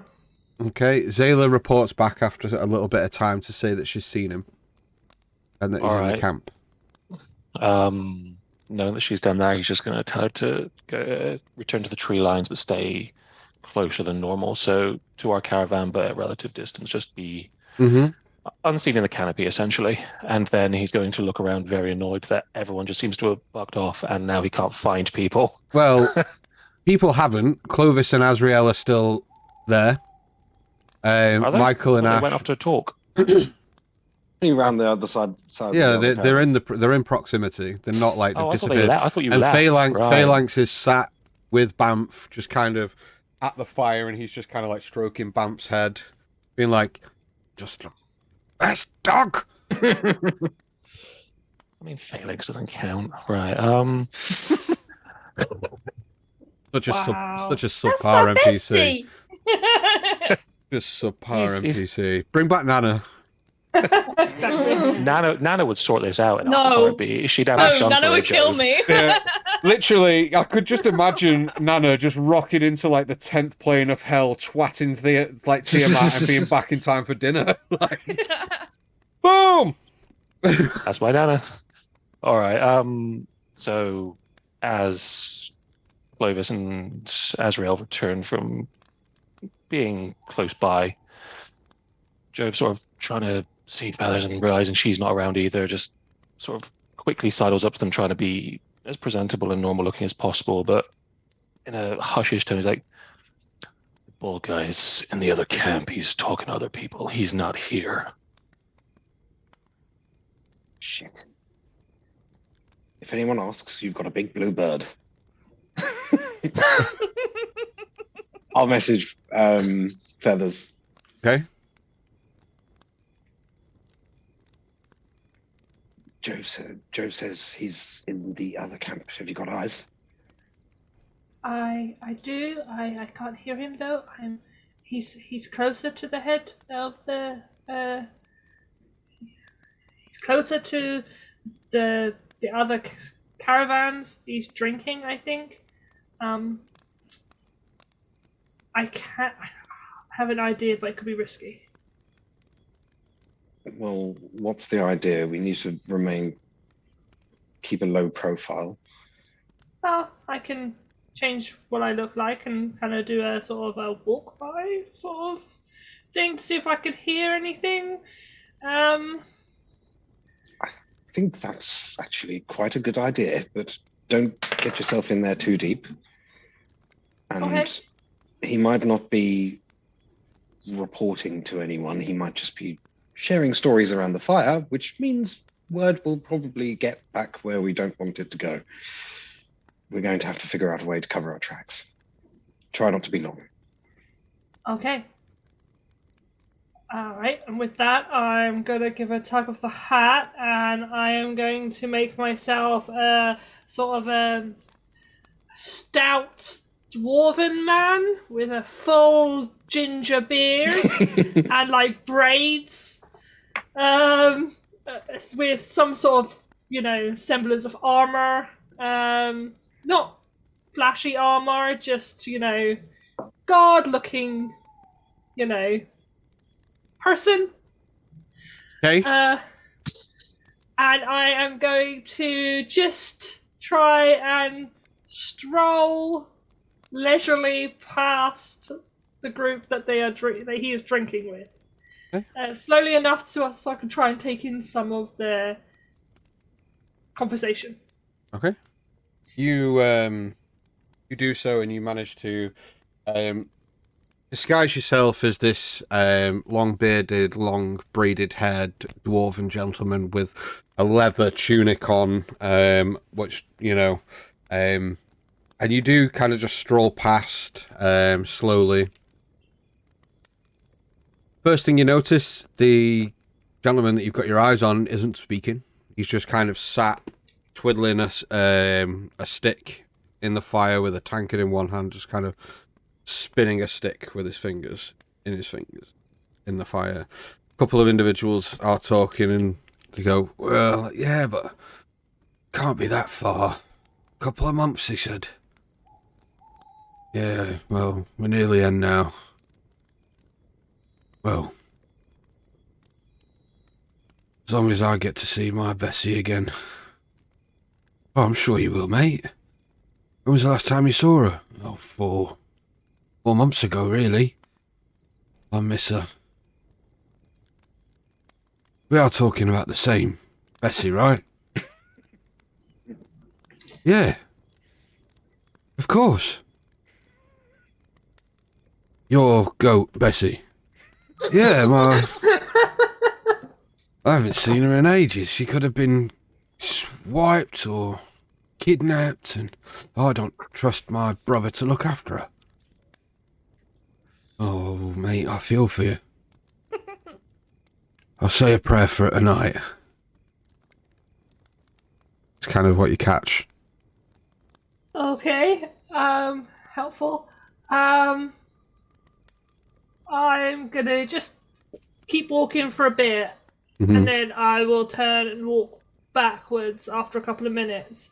And if I don't hear anything of importance, if it's more goat talk, then I will carry on walking until I am out of sight of them, and then I can change my look. Okay. You do a bit of a lap, and on your way back, the gentleman that you are trying to wig on is in conversation. Okay. "Well, come on. We heard it was fucking awful." "Yeah, well, it was." "Well, alright, well, don't spare any details. What were they like?" Horrible. They were horrible. But we sorted it out. Heard you lost a caravan. Lost a cart. Yeah, we did, but it's all under control. As you walk past. Okay. Okay. I will carry on walking until I'm out of sight of them and out of sight of everybody, and then I will change. Well, actually, no. I'm just going to walk straight back to our caravan and plunk myself down to at the fireside. Okay. Before you get back, though, Ash and Michael, you make your way back to camp, and you see that Jove, Clovis, and Azrael are there.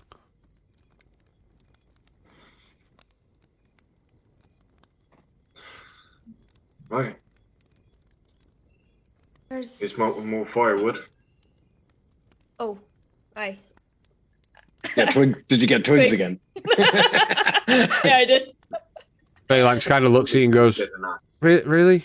Really? Kindling. Fucking useless, honestly. And starts like breaking the twigs up and literally throws them on the already lit fire. I'll go and put my logs on. Are the two of you well? Nothing important going on by any chance? As he says that, he looks at Ash more than he does towards Mike. And Ash kind of like looks at him and just goes, as much as it can be, we're okay. We'll let you know if anything happens. Changes. Yeah. What about you? Well, be sure to let us know soon, yeah? Oh, absolutely. First chance I get. Will do. Phil, are you... Right, okay? well, with everything that happened today, let's have a quick inventory of the cart over there. What did you do? We all go shuffle off out of hearing range. It's one big circle. Where's Feathers? Right, well, yes, there has been some developments. Okay. Suspicious man has gone Les. into the main... Les? His name's Les. I didn't take him for a Les. No, he's Les. Les Felrow. Well, Les has gone into the other camp. Feathers is currently investigating. She's disguised herself in order to walk amongst the guards. I'll check in with her. Okay. I'll check in with her with a few minutes. It's been a couple of minutes since I last spoke to her. But I hope they don't know the people they've fired well enough to notice someone new just come out of nowhere. Well, they let us join on the back, didn't they? Also, this has been bugging me. We didn't even fucking show anyone any papers. All that fucking trip to El Dorado. I can't fucking believe it. But I suppose we should be thankful. No, definitely. Unless it has gone noticed and we're to be turfed away momentarily. But we'll cross that bridge when we come to it. Right. So what do we think about fancy fucker over there? Oh, he's a dick. I mean, yeah, but apart from that... He's stubborn. Yes. I still don't know what to make of him beyond that. He just, overhearing the conversation as we were traveling, he just sounded like the generic, rich, pompous, noble, not even noble, just merchant who's come into money and is now wanting to flaunt his money all over the place. That's all I got. So we don't think that he could be connected to the other thing? Well, he struck me as a little more conniving than that, but I'm still not sure whether he's allied with the other people we're traveling with. Right. I mean, do you want to know? All of our heads turn to Azrael at the same time. I beg your pardon? I have a way of making, well, I have a way of making him talk more truthfully. Well, that's much better than my idea, so yeah, go ahead. If it's what I think it is, It's Sure. something we've come across before. Could you tell when they made you tell the truth? I mean, I do it a lot anyway, so I don't know. Like, it felt Actually- normal to me. I don't lie. Yeah, you're possibly Much. the worst person this could have been tested on. But That's true. You are scarily truthful sometimes. I mean, you're all scarily liars. It's just it's the back and forth between us all. I mean, fair point. Darkhold wasn't really the place where you told the truth to everyone, so Yeah, it places seems like up. that everywhere. it really does. well, Azrael, that would be very useful. But if it's overt, and he would know that we're magically affecting him in some way, whether he's allied with them or not, it would cause us a great deal of trouble. When I stepped into the ring in court, did it feel like a force as I was moving through it? Like you can tell you're in a circle of magic of some kind. Mm-hmm. Yeah. I believe Zone of Truth, the individuals that it's cast on are aware that it's been cast. Mm-hmm. I mean, look, I tell the truth, but even I knew I was stepping into something. I don't think you could set it up and have him not know he was walking into something like this. I mean, there's more than one way to skin a sheep. Shear a sheep. I don't believe you meant skin. Potato, potato. I'm going to check in with Feathers. Any updates? Where am I up at this point where he messaged me? We're starting to walk back to the camp now. I am on my way back.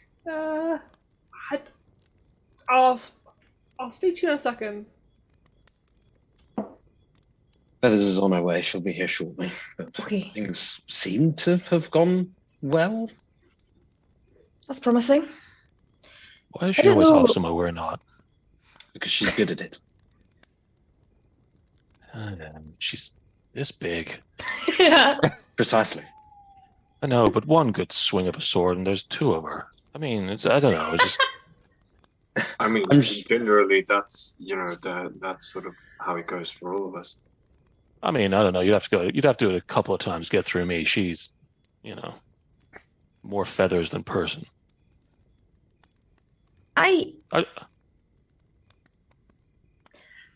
Listen. There's a metaphor in there somewhere, but I'm not quite grabbing it. I'm reading you now. It's helping. She's good at scouting and getting information from what I can tell, so she'll And be far okay. more than that. Oh, absolutely. She definitely has other qualities too, but I'm just saying don't worry about this particular bit. It's more when she's in a candy store that's the problem. I worry about all of you all the time. Even That's me? touching. That's so lovely. Don't make fun of me. And yes, Azrael, I do believe that he said means even you. I think we still need to find out more about these individuals. Obviously, we've lost the opportunity to get to them before they got to anyone else, but hopefully they haven't said anything and we're wrong and they're actually just quite nasty to talk to. My hope tonight was potentially to, last night when I went to tell them to snuff out the campfires, they were assholes. Do we still need to do that? It's probably best to be safe. We're probably making our way out of the Field of the Dead by now, but maybe a bit Field further of the off. Dead. Aye. As she says that, divine sense. You don't sense anything. Okay. You all right there, buddy? Just seeing if anything was around. Anything more? Sort of have a sixth sense when certain beings are close. Right. Some These beings being. Oh. Things of celestial or fiendish nature, as well as those who are undead. Ash just subtly looks to Michael. So does Jove. Clovis has found a point in the middle distance that he's maintaining his vision on so that he doesn't instinctually look at Michael. He's just like kind of staring off into space. But you didn't sense anything? No, seems to be all clear for now. Okay. Okay. Good. Good to know. Okay. Thanks for checking out. Worried that there was something nearby? I mean, it is called Fields of the Dead, so you know. That's why I did the thing. I know, it was a good call. As you guys continue this conversation and make your way back to the camp, Is that what this is? before Jove has chance to start making any food, you see that a couple of individuals walk around and hand each of you like bowls of gruel. Hand you a bowl and then scoop some what looks to be like soup in, and kind of making the way around camp and making sure everyone's got a bowl of something. Phalanx explains to you all that it's probably best in the morning that kind of break light sooner, to be within the middle of the pack rather than at the end. The rest of the evening goes quite uneventful. You all... When I come back, I would have relayed the information. I don't hear the opportunity to say, I've obviously now dropped the sky itself as well. He had the opportunity to say that we were dodgy or that he'd seen a dragon or something, and he didn't. So I think he's just a dick, to be fair. Yeah, I'm slightly less worried. I think there's still a need to keep an eye on, but I'm less worried than I was before. You want to keep an eye on him? I'll go drink with the rest of the guards. Okay, I want to check what this is, and I am going to focus. And I'm going to cast Identify on... Looking around to make sure that none of their guards or them can see me. Okay. I'm going to be sneaky about it, and I'm trying to identify what this liquid is. Okay, no problem. So Ash, you head off and start just making your way around, just flagging a veil and drinking with the guards.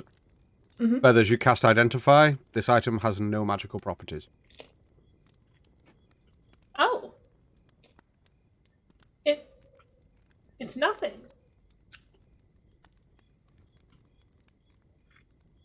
Okay. So, But you can still find out what it is, right? What do you mean? Identify, I don't believe so. I believe it just identifies the magical properties of an item. Yeah, it's only for magical shit.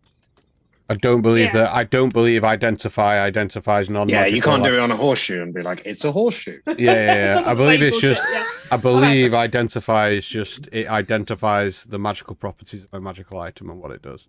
I mean, it could be. I don't know what it could be, but it's not magical. Well, there's another test we could try. What's that? I'll take the one I have out of my pocket. And I'll give it a little sniff. Okay. Smells like oil. We talking cooking oil? Make oil saves me.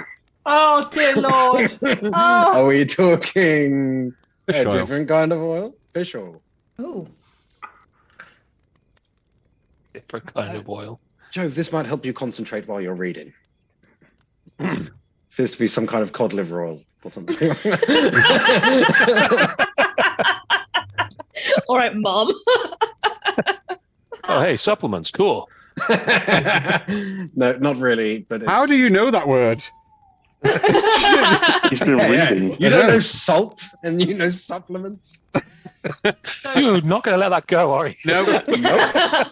Canon. And pot. So do we think that he's selling these as magical potions? I mean, it certainly looks like a magical potion, not. Have you ever Yeah. heard the term snake oil salesman? I've heard of a conman. Sounds very similar. It is. Huh. Okay. I mean, Not often they take it so literally, but apparently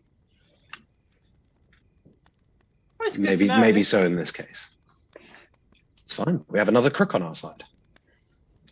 Or to watch out for. So, for the sake of brevity, the evening passes uneventfully. Ash, you meander with the rest of the guards. Nobody seems to be paying you too much mind. The morning breaks. You guys pack up the cart. And as you break camp early and try to head out into the middle of the pack of caravans, you're stopped and told that you stay where you joined. And that you have to stay at the end. Phalanx protests, but rules are rules. Everyone else breaks camp and sets out ahead of you, and you continue on at the back of the pack. We're going to fast travel a couple of days. Just out of curiosity, the caravans going past, are any of them particularly interesting looking? Like, you know, who we're traveling with, or any of these caravans particularly auspicious, or like, you know, like... So, none of the caravan, and we'll kind of go through this now just to kind of make sure everyone's on the same page with this. None of the caravans have any signs on that say, "We are cultists." Or have any guards dressed in cultist masks. Oh, I'm sorry. Was that a stupid question? No. Like, none of them look unassuming as they would be. Every single caravan and cart that you see looks like merchant carts. All of them. All of the guards just look like hired hands. Nobody is wearing any symbols or sigils or any identifying marks. There is no one that you noticed or have been noticing that you seem to recognize from any of the camp that you were in. No nobles, no Hindus, nothing like that. Doesn't appear to be. Are It they just all looks open like... Are they all open caravans? No, there are a mixture. There are some with tarps over. There are some with cloth roofs that are kind of sealed and things. None of them look like... None of them seem to be like more heavier guarded than the others that you've seen anyway. Clovis, you noticed that there was one particular caravan that was more heavily guarded, but you haven't... You don't really, because of how many caravans there are and stuff, you kind of only ever catch glimpses of that as that's quite a way off towards the front of the parade. Last thing, do the tarped caravans seem to be clustering in any way, or the open ones No, more not out towards particularly. the side, so they're not trying to set out the more easily picked ones to keep other ones in check? No, not particularly, no. There's no, like, there seems to be, like, There's no marching order. No, not so much. They don't go up. It doesn't seem like they put any strategy behind how they're actually doing this. They all look unassuming. They all look like merchant caravans and carts, and all being guarded and what have you. Nope. So we're gonna fast travel a couple of days along the trade road north. Given that there's a couple of days, it gives for some downtime and time during evenings and things. If there's anything anybody particularly wants to do during this time, I'll come to you one by one. So, Ash. I would like to, when I can, study the herbalism book and go out in my firewood runs and find any interesting looking herbs that I could potentially use. Sure. I'd like you to make me 2 intelligence checks, please. Okay. So 1 for each day. 2 seconds. There we go. That's cocked. Straight intelligence. I've got a 17 and an 11. Okay. So that's 2 passes. 2 passes. Yeah. So I believe that's 3 out of total, right? That you've You had. said that I automatically passed the first one because of Vito's. Yeah. So that's 3. Oh, so that would make it 4. 4 out of 5. That'd make it 4. Okay. Dope. Then make me 2 nature checks, please.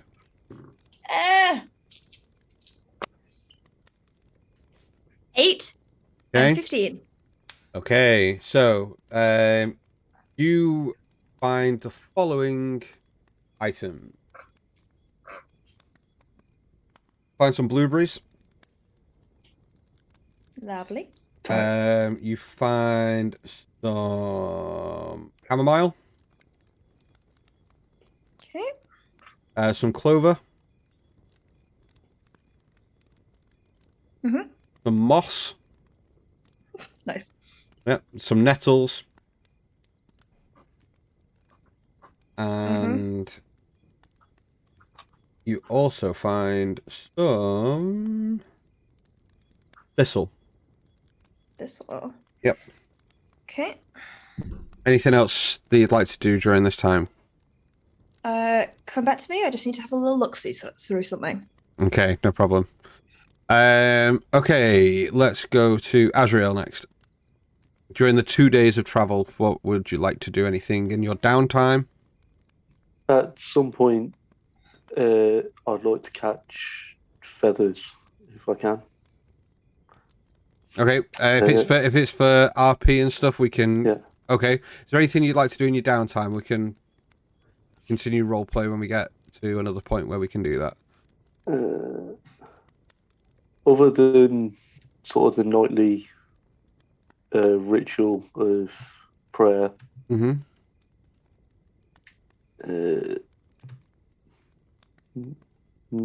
maybe try and go to some other guards and play cards. Just sort of try and build up a rapport. Yeah. Okay. Maybe a general charisma check then, please. Can I guide myself on this? No. Natural 20. Let's go. For a 23. Okay, no problem at all. Over the 2 nights, you head off into the camp and start making acquaintances with some of the guards. None of them really giving much away, but are happy enough for you to keep their company. I'd like you to make me a perception check and a sleight of hand check, please. The perception is 15. The sleight of hand is an 18. An 18. Okay. During one night while you're playing cards, you keep putting these little wagers on. You seem to keep breaking even and such. Yeah. And you manage enough to win a fairly good hand by pulling a card and up the sleeve and out the sleeve again to get a good hand, and you win a good 35 gold coins.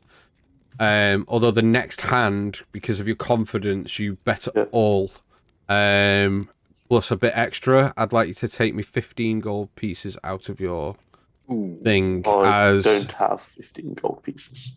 Okay, then you lose it all. So the 35 gold you had won, you've lost it all. You lost it all because somebody played a better hand than you, seemingly. Okay, no worries. Michael? Cheating bastards. Throughout the days, Michael would keep up the appearance of being a god, but at some point he would look to his sword to see if anything has changed since the fight with the blade itself. Okay, yeah, nothing seems to have changed in terms of the blade itself. Your connection seems to be still quite as strong as it was before the fight. There doesn't seem to be anything untoward in that. Okay. And during the evenings, Michael would also ask Feathers if she would be willing to go out during like some nightly runs to sort of coast up the camps, sort of to eventually get to the front caravans. Okay. And going through the woods and see what we can scope out about how are they setting up. Are they setting up the same way every night, or like if we need to do some hit them during the night, how do we best do it? Yeah, no problem. Is that something that you help with, Feathers? Yeah. Yeah. I would also be casting during those runs every night. I would be using my blade to cast. Shit, I forgot about what the spell was called now again. You've all gained the benefits of a long rest, by the way. So cool. It's been 2 days, so you've rested and stuff before at this point. Pass without a trace. Yeah. Oh, nice. No problem. So you two, given your proclivity with stealth, you managed to keep under the radar. Something that you do notice is that there is a similarity in the way that the camps are being set up. There is one caravan towards the front that is extremely heavily guarded, and it appears that other caravans have been positioned to kind of form some form of like barrier between anything else and that central caravan that's set up, and it is heavily patrolled and heavily guarded. Okay. And we're talking like 40 to 60 heads. Okay. So there's around 10 to 12 caravans in the barrier, one in the middle, and then about 50-ish guards patrolling that particular area. How many caravans did you say? 12. 12. 10, 12, something like that.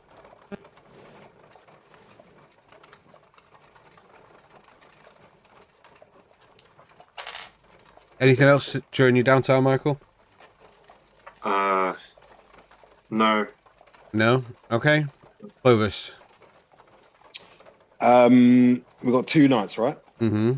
Okay, so the first night I'm going to spend studying the tome. Yep. And then the second night, we can just roll for it. We don't have to role play it, but I want to try and butter up Lurdry. Yeah. When Les has gone off somewhere and he's sort of maybe on his, if I can catch him on his own at any point, and I'll try and butter him up, and I will produce one of my bottles of Parnast Gold Red Label. Oh, the fancy stuff. And I will say, and when I do, I'll say to him, "Here, don't tell the gods, but I bought something a little bit special along, just for the likes of us." And then I'll use that night where I'm buttering him up with expensive wine to just dig and manipulate as much as I can to try and get as much out of him as possible. Mainly trying to get him to slip up anything about if he knows anything about the other people. Okay, no problem. I'm trying to get him to slip up. Yeah, so I need a deception check, please. You can have persuasion with advantage and an insight check, please. So deception would be with an advantage as well, right? Because of the actor feat. Yeah, sure. If you've got the actor feat, that would give you advantage. Fuck for that. First one was a 2, and then that was so that was deception. Mm-hmm. Okay, so that's 19. Okay. On deception. Persuasion with advantage. Persuasion with advantage is going to be good. Persuasion is 26. Okay, and then an insight check, please. And then 1 insight check. Oh, the insight check isn't great. It's an plus 5, so that's an 8. An 8. You managed to keep the charade up long enough. You're quite good at holding character at this point, and you play the part quite well. You, with the help of the wine, open him up quite easily. You know, asking the right leading and open questions to gather as much information. And the insight check, he seems to be... The guy doesn't seem to be able to tell or to keep a secret, and if he could keep a secret, he wouldn't be able to keep it long. Does that make sense? So he's that kind of guy that's like, oh, I'll tell you about this one thing I heard. Type, because he's embellishing him as a person. You see a lot of similarities in the way that you portray people to the way that he's trying to portray himself. Very much like playing... trying to play a part. He's trying to play the role of the big fucking I am. You know, I make loads of money. I make loads of trade deals. I've been around for so long. Me. Very, like, self-obsessed with how great he is. Great. Asking questions about the caravan as such. He doesn't really know anything, but he, you know, kind of gives... You can tell that he's just trying to impress you, and he's like, oh, yeah, well... I caught wind of a fight the other night between them, and it got broke up rather quickly. One guy really kind of suffered, and even though in your mind you're like, fucking hell, man, I bet it was like one punch was thrown. That kind of fucking story. But he doesn't know anything about who these people are. He kind of makes a point of, other than you lot, he doesn't really have any need to know anyone else in the caravans. Yeah, got it. Okay, cool. In terms of the tome, it's pretty much all the information I gave you last week. Okay, cool. So I don't need to make another roll for it or anything like that? No. So that's all the information. We can say that you've thoroughly checked through that tome. I will find that quote, though, because I keep forgetting to find that quote, but I'll find it. Cool. Feathers. Okay, so I'm going to spend some time reading through my leatherworker or tannering book that I got. Yeah. While, especially towards the evenings, going and having a proper scout out of the marching order. I'm also going to do a little bit of hunting. Okay. Mainly so I have furs and stuff to work with when I'm trying out my tanning, whatever it is. Tanning, yeah. Yeah, so that's kind of what I'm doing. Okay, make me a general intelligence check for the book. Yeah. Okay. This is you learning a new skill by reading, so it's intelligence. Got a +0 to this, okay, so...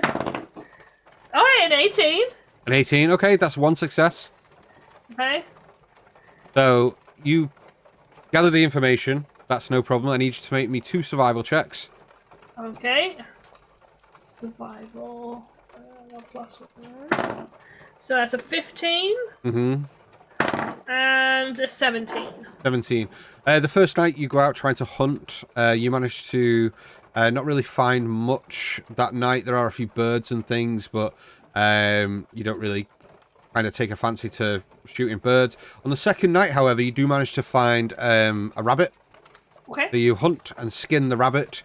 With the information that you've learned in your book, you know that this is going to take some time to dry out, and you typically have to stretch the skin in order for this process to work. So you take care, you skin it, and then you fashion a few like sticks together into a frame and tie the rabbit skin up, and you now have a rabbit skin drying. It does take a while, though. Like, we're talking a good few weeks. So I'll put that on the cart. Yep. So Ash comes back to see that in the caravan. It's like, what the hell? Heather's just wearing a mask of skin. Anything else during your downtime, Feathers? If possible, while I was looking at the guards that are surrounding the main caravan, if at any point like they are like grouping off to drink or whatever, I'm gonna try and cultivate not a friendship, but an acquaintanceship with one of the guards. Be that by drinking with them or singing them tunes. Okay, make me a general charisma check. Ah, this That's what I like to hear. Charisma check. Okay. Then +5, so that is 13. 13. Okay. You start to you take yourself off for an hour or so during one of the evenings and sit and drink with a couple of the guards who take quite an interest in you. Not really meeting anyone of your race before. Kind of keeping the conversations kind of short but sweet, but they seem to be asking you quite prying questions about, you know, what you are, and taking a bit of an interest in you. Okay. Jove. Yep. So you managed to get about 10 hours of reading done in the 2 days. Is there anything else you want to do? 10 between the 2 days, or 10 for each day? I need to finish this book off quick, smart. And will be skiving, not doing much. Like, you can feel the book. You can have making his thoughts clearer. You can have 16 hours then. That's 2 adventuring days just purely dedicated to reading. You have to take time to actually fucking keep up the charade of doing something. I mean, yeah, okay, that's fair. All right. 16, so I am at 38 more hours. Come on, Jove. It's like training for the brain. Jove literally wakes up the 3rd day and goes, onomatopoeia! No, it's more complex stories now. It's almost poetry. Anything else you want to do in your downtime? No, it'll be weird for everyone seeing him as quiet and as engrossed in a book as he is, but it's working for him. He can feel his head getting a bit more clear, a bit better, a bit, you know. There's something going on inside his head. You a couple of reading glasses. He hasn't got any, but he pretends he does. Literally, like every now and again, you just see him go. Okay, so the couple of days that you travel are relatively, they're uneventful. You don't see any trouble. People are kind of keeping themselves to themselves. It's very much the monotony of travel. The weather has been fair, although on the 2nd day it does begin to rain, and quite heavily through the night. The morning of the 3rd day, you'll all look to the east and wait for Gandalf's coming. So you wake and break camp and start heading off on the 3rd day. You have made it through the Field of the Dead and start making your way north. Around halfway through the day, Lairdre turns to Phalanx and kind of go, right, I know this path quite well. It is quite treacherous. I know most of the caravans are going north, but I would estimate that only half may make it through this next gap. We are heading towards the troll tooth area, and it's not ideal through the troll claws. It is quite rough. I do know a bit of a shortcut through that area. We would head east, and we would pick up the road a little further east and meet just south of Dragon's Spear. What do you think? And Phalanx goes, well, I don't know if it's really for me to decide. Right, and he kind of pulls the cart over and jumps off. Walks to your cart and kind of... Well, he's saying that there might actually... doesn't think going directly north through here is the best idea. Well, we need to stick with the caravan, don't we? Yeah, I suppose, yeah. Who's on my... It's Jove and Mike on my caravan, isn't it? I'll sort of turn back to Jove reading in the back. Jove! His eyes crossed. What? Lurgy is trying to get us to take a shortcut. What do you think? Why? What's his reason? apparently the road ahead is dangerous. I mean, every road is dangerous. Staying with the convoy is better than not. I don't know why he would tell us to take a shortcut. It does seem odd. I'm not sure I trust it, even though he seems on the up and up. Well, Any of the other... we don't have to do it. No, we should stick with the caravan. I mean, if they're going through it and they have whatever we suspect they have, that must be okay. Taking just us off the trail with what we have to meet back up on Tradeway, I assume. I don't know. I don't buy it. I'll send a message to Asha. I'll use a spell thing to subtle spell it. I'll use a sorcery point to subtle spell it. Okay. And I'll just say to her, I assume you've heard their discussion. What are your thoughts? Stick with the caravan or take this shortcut? I'm worried they could be setting us up for an ambush. Having travelled this route before, Mm-hmm. would I have come through the troll claws? Potentially. Yeah. You know that this is a rather craggy area, lots of outcropping, like, rock formations and things. You know that there is danger on this road no matter which road you take. Yeah. It's, you know... I just kind of respond. I've come this way before and been okay. I think it's more suspicious. I think it's quite suspicious if he wants us to break away from everyone else. I think we stick to the plan. Feathers, make me a perception check, please. That's a natural 20. Woo, okay, let's good. go. You spot in the air, quite a bit away, but what looks to be 3 kind of large bird creatures. Not but they again. are a fair distance. We're talking a couple of miles, like, out and quite high in the sky. Okay, but are they ahead of the caravan? Are they off to the side of the caravan? Where are they? They're both kind of like diagonally, like ahead, but off in the distance to the left-hand side.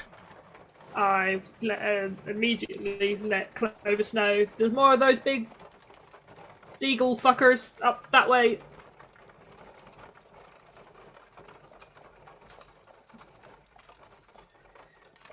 I don't know what to do. Well, do we just press on? I think so. Right. Well, so be it. And Phalanx turns and walks and jumps back on and goes, well, unfortunately, mate, you were a bit fucked because we've got your stuff and we're not going that way. So, sit down and get yourself comfy. And he goes, well, it wasn't fine. I'm just trying to cut some time off our journey. But if you're going to be like that, you went, listen, mate, sometimes it's got to take what you're given. And he whips the horse and carts continue in on the tradeway up into the troll claws. When he says he's trying to cut our distance, does that we don't have a map, but knowing the area, would we know that, or I know it anyway? That I mean, you wouldn't know because you didn't. Well, you didn't hear it. You're in the opposite. You're in the other cart. He jumps up on the front cart when he says that to Phalanx. Aren't we with Phalanx? Because he asked us. No, Phalanx went Yeah. So he's in the other cart. So you didn't pick up on that conversation. Yeah, you didn't pick up. I forget those two. The carts continue on through the troll claws. Kind of a bit of a distance between the caravans at the front and where you are now because of the time taken to pull over. But you continue in. I'm going to keep an eye on those birds. Okay, no problem. As you continue through, the paths themselves get a little narrower, and the lay of the land, it's not so much a path anymore. You're kind of like maneuvering through crags and rock formations and things like that. The pace slows, you see that because the pace is slowing, the horses are kind of like struggling a little bit because of all the rock and things that are on the floor to pull the carts through this area. But you do start to make a little bit of progress through. I'd like a marching order, please. Okay, I'm gonna say I'm fairly near the front, but I'm in the skies. I'm gonna say I'm probably near the front. Yeah. Okay. I will also be at the front because I'm on phalanxes, so I'm probably like right at the front of phalanxes caravan. I'll take the back. Okay. As you start making your way through,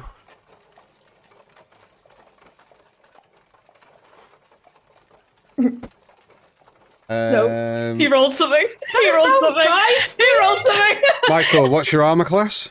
Oh no. 14. Thank you. Ash, what's your armor class? 16. And Bamf's armor class, please. He shot 19. the dog. A 19. Okay. Holy crap! She's got the same armor class as me. Well, to answer your question, DM, it depends. Well, currently. Yeah, currently it's 14. Okay. Ash, Michael, and Bamf take 6 points of piercing damage as you go and you're rounding as these arrows go. A surprise round. Can you still react on a surprise round? Reactions you can do, I think. No. Not on a surprise round. Can't do anything? Then never mind. No.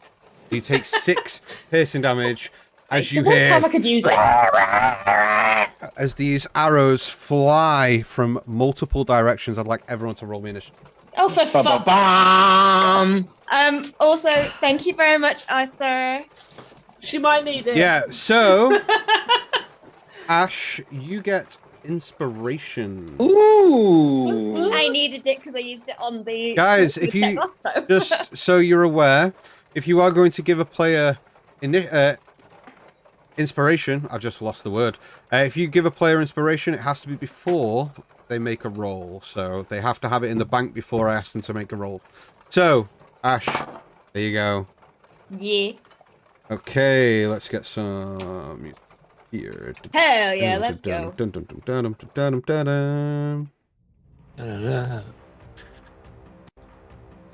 Okay. Ooh. And let's get this. Let's get this there. And let's get so this map's not very big, but I'm trying to position it so that you guys can see everything on the screen. There you go. Okay. 25 to 20, please. 23. 22.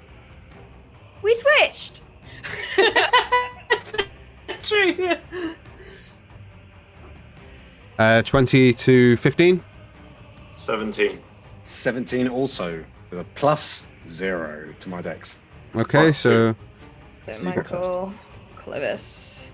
I love how it's basically the same order. okay, 15 to 10. 12. 13. Ooh. That all changes. Some Wait, good where's group- Bam? some good Where's groupings Bam? there. Where's Oh, Bam? Bam! Roll the dog, roll the dog. Dude! I'm sorry, I never asked for this. Of either of your responsibilities Holy shit! you didn't ask for. Bam's got a 23! Holy shit, Bam's with me. Bam's next.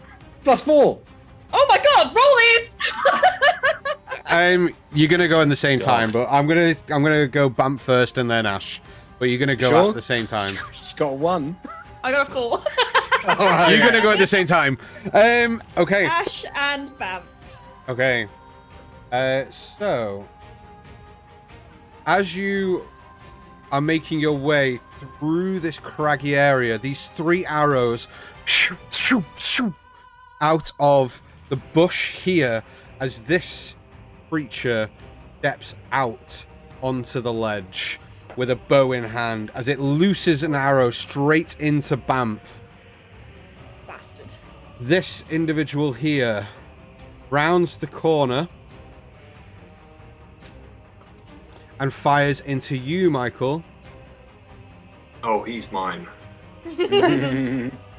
And this creature here pops up and fires into you, Ash. Okay. Here we go. Top of the round, Banff. Oh god. Okay, Banff is just going to immediately. How tall is this cliff that they're on? It's around 15 feet, 20 feet. Okay, can Banff potentially like jump off the back of a cart and up here? Spring up there? Sure. Do like a little doggy sprint? Yeah. Cool. And she's going to go up there and she's going to bite this fucker. Okay, go ahead and roll me to hit. Oh wait, actually she's got other stuff, isn't she? Hang on. So what's the difference between a savage attack? Hit points. I believe that a savage attack. Oh, savage attack. If they miss, she can't do her other one. So no, she's gonna do a savage attack. Go Banff. Go Banff. Go Banff. Banff, no go.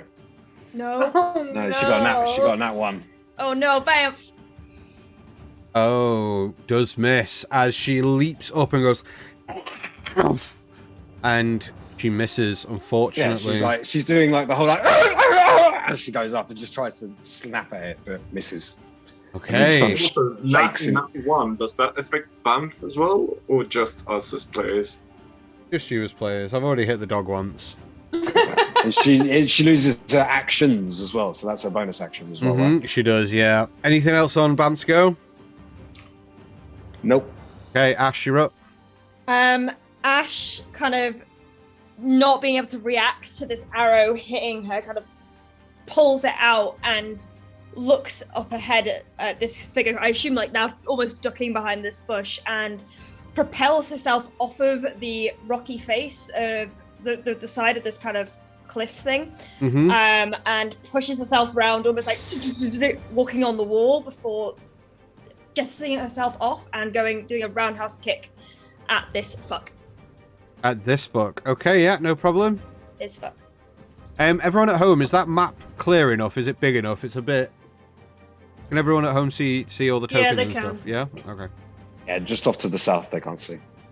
That is a... Wait, unarmed strike. So that is a 17 to hit. 17 will hit. Will hit. Cool. That's going to be 7 points of damage. Okay. So as I kick, I land and I spin around and I hit with apathy. Okay. What's 7 plus 8? 15. 15? 15 does not hit. It's not hit. Okay, bonus action. Okay, so she misses with apathy, but comes round and kind of puts her staff in a defensive position. But instead of patient defense, you see boof, boof, 2 other versions of Ash behind her, and I am casting mirror image. Okay. Nice. I will do that in a second. I will duplicate your thing.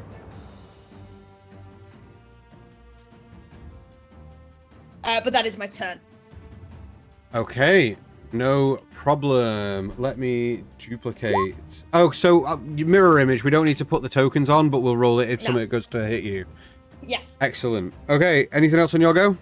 Nope, that's me. Okay, Feathers, you're up. Okay, so I'm already 20 feet up, so I am just going to take aim directly at this guy here with again, I'm just when I pull my bow, you see it this sort of green ichor sort of coat the arrow, and I'm going to shoot it with an acid arrow. Okay, which creature? Sorry, the one one here. That Banff is trying to attack. Okay, the one at the top. Yeah. Okay. Because I'm at the same sort of height as it.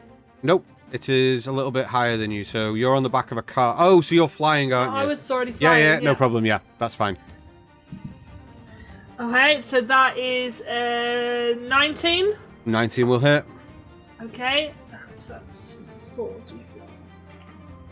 I'm also going to expend a charge to do extra psychic damage, but Right, so that's 6, 7, 8, 9, 10 points of acid damage. Okay. Or was it poison damage? It's acid damage, sorry. And 2d6. Was it 3d6? I fucked up. Mirror image is an action. Oh, then you don't cast that. No, I don't cast it. I will patient defense instead, please. Okay. Just. I want to see if it's 2 or 3d6 that I get for that. It's 3d6, right? This is a 5, 6, 7, and 7 points of psychic damage as these sort of purple smoke swirls around him after he gets hit. Okay. That is my action. My bonus action. Yeah. Any movement? No, I think I'm fairly good where I am, actually. Okay. Yeah. Okay. Right. So, next round. This creature here steps out. Oh, God. Why can't I move it? Oh, it's because it's on the wrong layer. I'm going to move them before I actually do. So, it steps out to here and fires an arrow at you, Jove. Mm-hmm. That's a 26 to hit. Yeah, definitely. That is... Hold on. That's 10 points of piercing damage.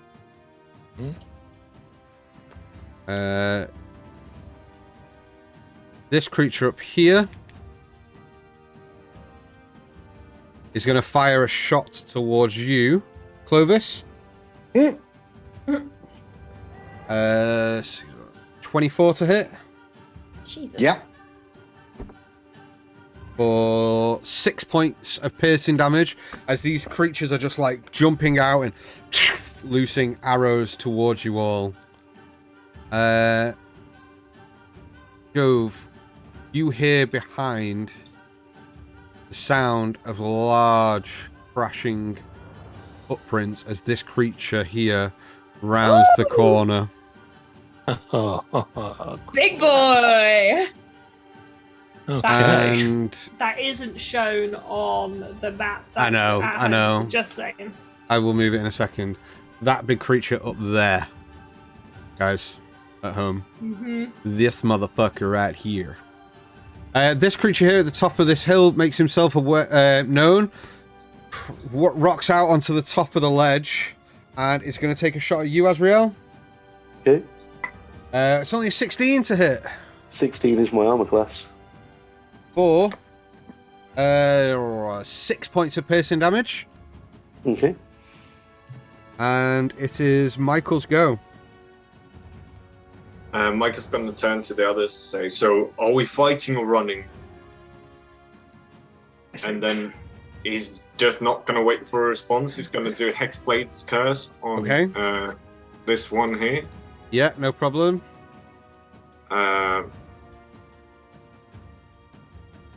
So that's his bonus action, and then he's running up. Okay. And he's doing the same thing as he's running. He's pulling out his sword, licking the blade, and pointing it towards this, like before he swaps it to sort of, the typical fighter, like movie fighter style, where he holds his blade in reverse grip and goes slash. Okay, Nice. Sick. Go ahead and roll me to hit, please. Will do. I just need to double check what.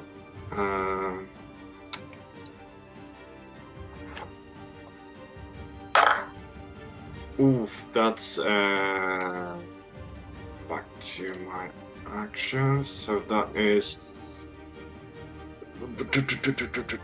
23 to hit. Will definitely hit. Yeah.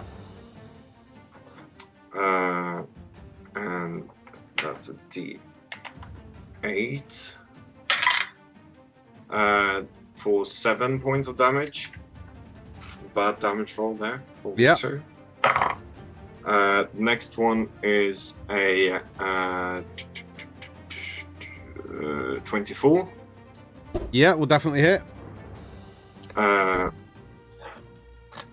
Oh, sorry. It would have been a +3 as well for the first one, so it would have been 7 + 3, so 10. 10. Okay, yeah. Oh, nice. And a 14 for. Okay. As you see this blood green ichor like is etched into this creature's face. Creature standing around 5 feet tall with gaunt features, all green skin with like mats of very matted blackish hair on it, hunched over, holding its bow. Anything else on your turn? Well, you're an ugly fucker, aren't you? Mama? Well, I can be ugly too. I'm just gonna death stare him down. Okay. Anything else on your to go? No, that's what I'm gonna do. Okay, Clovis, you're up. Okay. I'm going to... You see Clovis sort of start to conjure like he usually does, like putting the magic, and you see the same sort of steam starts to rise, and his eyes get angry, and he sort of tries to harness it and push through it, and the strands of magic turn, and he rips them apart, and it turns into 2 spheres dripping and with acid that sort of on his hands as he's holding them. And I'm going to twin spell a 2nd level chromatic orb. Yeah. Nice. Acid damage. One of them's going to be at the big guy. Yeah. This fella here. And then the other one's going to be at the dude up on this spire thing here. Okay, go ahead and roll me to hit with both of those. Which dice shall I use? Not that one. I've got a 1. What did I just say? The first one's a 1. Okay. And the second one is... I cannot fucking believe it. I just rolled a 1 and a 2. Oh, mate. You let out these Do they have an armor class over 8? You let out these 2 chromatic orbs. The first one ricochets into the cliff's edge. You just get your trajectory off a little bit as it splashes on the edge of that cliff. And the other one whistles past the big creature as it starts stumbling down towards you. Yeah, and you see Clovis kind of flap his hands a little bit and then grip his fists as if he's trying to sort of fight through it a bit. Hey, anything else on your go? Bonus action or movement? No. I'm going to say standing on the cart. Hey. This creature is going to move. Oh, it gets quite a lot of movement. 5, 10. To there. And is going to swing at you, Jove. Of Come course. on, Jove. Come on. Oh, I'm getting fucked. This thing's got a massive attack roll. Yeah, so that hits. So that is a 20. Did you notice he just got more dice? Did anyone 24? just notice? No. I just need the correct damage dice. That's all. Don't believe it. A D20. Insight check. So you take 14 points of bludgeoning damage. All right. With the first attack. Second swing with its massive great club is a 19 to hit. That is my armor class. Oh. Fuck. You've rolled well though on that. Only 6 bludgeoning damage with the second attack. I rolled 2 1s. Cool. As it has this huge great club and it just goes. And then you see him bring his shield up, but it just like hits him into his shield, and then he does it again, but it just glances it off. It's like, all right, big guy. Okay, that's the end of its turn. Azriel. What I'm about to do These things look goblin-esque for reasons.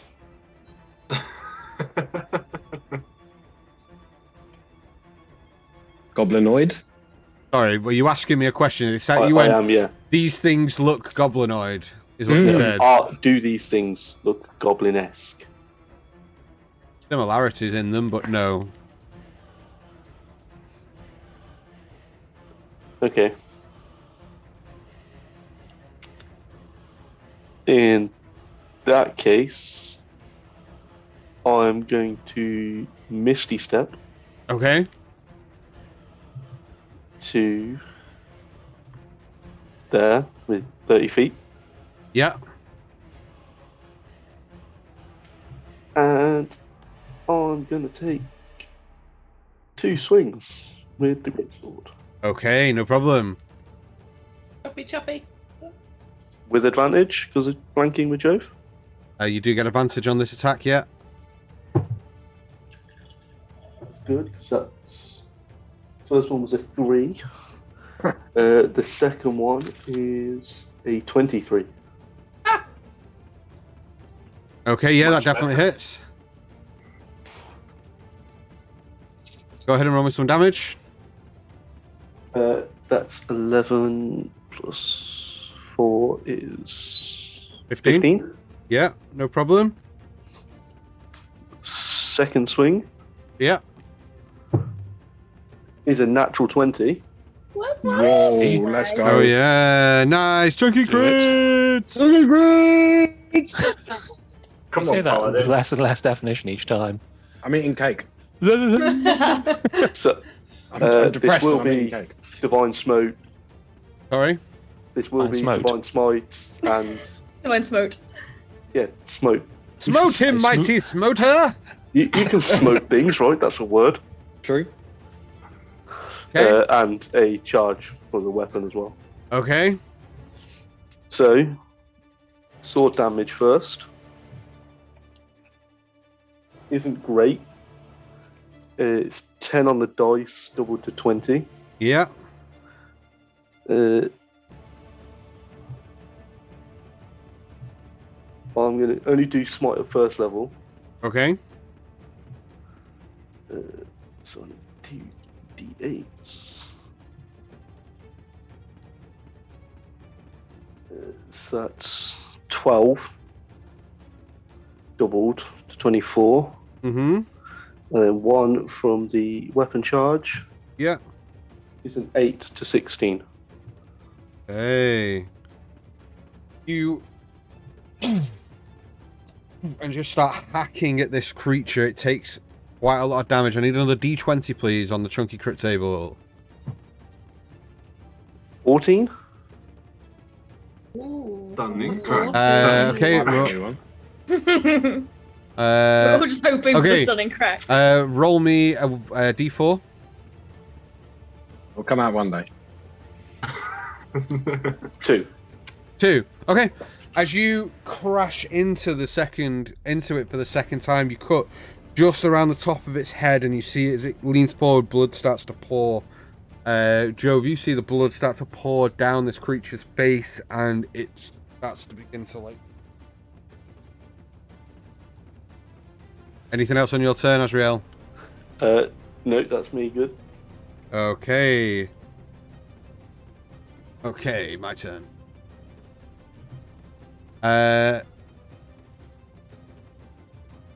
This creature here Oh, Jesus fucking Christ, are you kidding me? rushes to the top of here.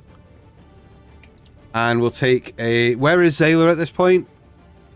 I mean, on me, so she On is you, in my okay. vicinity, so it'll be shoulders.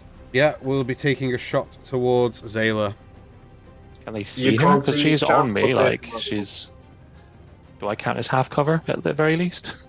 I don't think you would count as half cover, but I can shoot you instead if you want. I would prefer it. That's a 16. I don't even know what our armor class is. I don't think she's got one. Oh, yeah. No, that's 18. No, she does have an actual armor class. Okay. So, that creature misses. shoots you instead. As the arrow comes forward, you just see a wing just. This creature Licks out, over yeah. here moves through here to here. Jove, you're up. Oh, cool. All right. So, just having taken a real battering from this thing in front of him, he just looks up as it starts to bleed in his head and goes, "I'm going to add to that." And he spits the blood that's pooled in his mouth onto his axe, and as it hits, the Crimson Rite activates, and I'm going to do that as my bonus action. Okay. Taking 2 damage from that, that's fine. And then activating the Crimson Rite, he is, because he knows Azra is on the other side, it's just, he's going to aim for like the side of the thigh, the leg, because it's quite big, and going to try and go in for the thigh, and then straight up, like across the gut, to try and sort of down and then up. Okay, go ahead and roll me to hit. So 2 attacks with advantage because I'm flanking. Mm-hmm. Cool. Okay, the first one is... Sorry. First one is 18 to hit. 18 will hit, yeah. Bitchin'.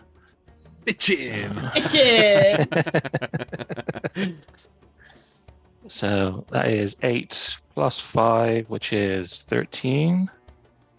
13 Am I right there? Yeah, is that No, damage? That's damage. That's damage. Yeah, for the first 13. Axe. Yeah. Plus 4 lightning damage from the thing. Okay. And then big swing up through the gut. Natural 20. Natural 20. Chunky crits. There we go. That's what we like to see. So, and as he like hacks into this thing, so come on, and just drags it straight up, like through the belly. Okay. Okay, so that is 7 plus 5, so that would be 12. 12 damage. 12 damage up to 24. What did you roll on the die? 7 plus 5. So 14 plus No. 14 So plus 19. So you double the die, Not the plants. not the mod. Oh, okay, yeah, cool. So 19 then. So 19, yeah. So do I get to up my Crimson Rite damage as well then, or is that just straight roll? Yeah, if it's a roll, yeah. All dice. All dice double. Okay, so that's 10 lightning damage from the Crimson Rite. Yeah. And then roll me a And d20. then roll you a d20. Yeah, okay. That is a 14. Roll me a d4, please. D4, yep. That is 3. Okay, so you both got that 14. I'm going to tell you what it does now. Strike grazes the creature's temple. Blood blinds the foe for 1d4 rounds. It is now blinded for 5 rounds. Nice. Adam. Very, very good. Anything else on your turn?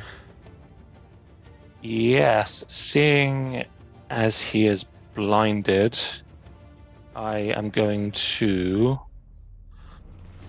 move to here and like back up against the cliff edge, so I can move through there, right? You can. I mean, he's blind, so he can't see me. Mm-hmm. Yeah. Well, there's another 4 creatures coming. Yeah, Don't worry about them. I mean, yeah, but I'm trying to keep myself to the cliff edge, so there's less of a presentable target out in the open. Is my point. No problem. Anything else? And for Jove, no. Zayla, on the other hand, he's gonna go. Well, you wanted some action? Try and get the big guy. And we are going to go for the sting attack with Zayla. Okay, go ahead and roll me to hit, please. Yes, let me just add her up a second here. Is it advantage because he's blind? I'm just having a look now. I think it's advantage on attacks, isn't it? Not. I suppose you can't really defend when you're blind, though, isn't it? Yes, it's with advantage. Cool. Okay. So that is. I always mix up status conditions. Like, why is restrained and grappled like two different conditions? They do the same fucking thing. If you grappled, you're restrained. Like, Anyway. So that's a dirty 20. Nice. We'll definitely hit, yeah. Cool. So she just like flies up his body where the strike was, and then just goes for like where his temple is all covered in blood, just straight in the forehead to try and like strike him. Fuck yeah. Okay, so it's not a lot of damage, but it'll do. So Well, that's 5 whole damage from the sting, and he needs to make a Constitution saving throw. Okay. What's the save? 11. It's not. Yeah, it's not it's high. saved. Yeah. Saved. That's fine. Cool. Oh, I wish that had worked. Okay, so as she does that, like, just from the cliff edge, he's like, nice in their head. Okay. He's gonna have her fly with her full movement 60 feet up. Okay, no problem. And she's just gonna be 60 feet in the air, circling. Yeah. Okay. Phalanx is going to run on the back of the horse, jump off the back of the horse to here. And is going to cast. Come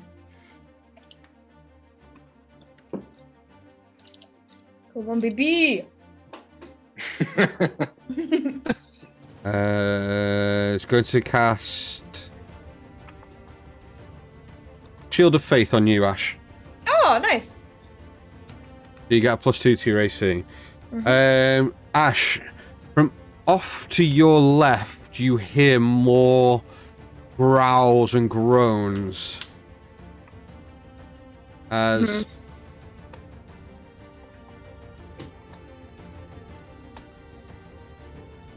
that creature makes itself appear here. This fucking thing here Oh, for fuck's sake. and this creature here make themselves known. This one here will start rushing this way. That one will run to this gap, but will have to slow to the gap because it's going to be difficult. This creature will make 5, 10. We'll make it to there as it starts to rush round. Top of the initiative order. Feathers. No. You see Oh. those creatures in the sky flying towards you and dashing at a great speed. Oh. Hi, I'm going to shout out. Those fuckers are arriving, and I gesture to the sky. Maybe we should move. And do I see this guy? Yes. Okay. I'm going to fly forward. There. Oh no! Sorry, it's not your turn. Not your turn. You just see them at the start of your I round. was confused. Yeah, no, it's not your turn. You just see them at the start of your thing. That's why you're like, can I see him? I was like, yeah. confused, sorry. I just thought you were going to continue telling people things. Sorry, not your turn. No, well, I would have said the birds are arriving. Okay. Top of the initiative order. This guy, fucking Ledry. Oh, what? Just change the layer. Jumps off here and crawls under the wagon. Of course he does. This Ledry's guy the hot one. God damn it. he will go at the end of the round actually. So I'll put Les here. I forgot to add him in the turn order. He's going to fire his crossbow at the one that you're attacking, Ash, and misses with a nat 1. Bamf, you're up. Good job, Les. Les is literally like missing a thumb. Just Bamf is going to make another savage attack against the one next to her okay. for her first attack. Yeah. Come on, this is literally the only dice I haven't rolled a 1 on tonight. And it's an 18. Thank fuck for that. Yeah. So yeah, 23 to hit. Yeah, we'll definitely hit. D10s. What do D10s look like? Again, there you go. So that is D10 plus 4, so that's 10 points of damage on the first strike. Okay. And she's just going to do a standard bite for the second attack. And that's going to miss. That's 8. Okay. Right. Then, yeah. Hearing, I assume understanding what Feathers said. Did she catch that? She's just going to bamf next to me on the cart. Okay. Just disappeared from that guy. Okay. Back on the cart with me, and that's her turn. Ash, you're up. Ash. Ass. Ash, hearing Feathers, says, "Can we use them as bait, as food?" But meanwhile, is going to unleash 2 swipes with apathy at this little fuck. Yeah. That is a natural 19. Will definitely hit. Stuff. That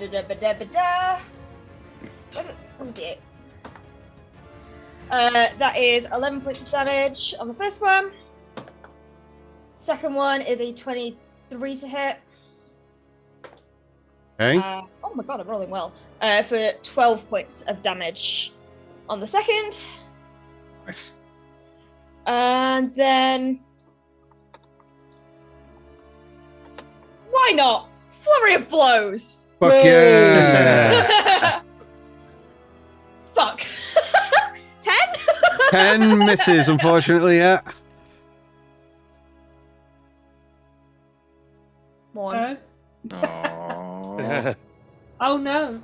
I do not break it! It's my fist! It's my fist! It's my fist! It's not the staff! Yeah. Let's just break your fist, shall we? Okay. Anything else on your turn, Ash? No. Okay, Feathers, you're up. I am not seeing everyone running. I did call out. Yeah. Did this guy get his second turn? This guy here. Has he had another turn since I hit him? Not yet. Oh, hey. Alright, so he hasn't had a turn since I hit him. Alright, good to know. Right, so I am going to do what I said. I'm going to fly over this way. Mm-hmm. Wrong tool, of course. Right, and I am going to focus my energy on the big guy coming towards us, and I am going...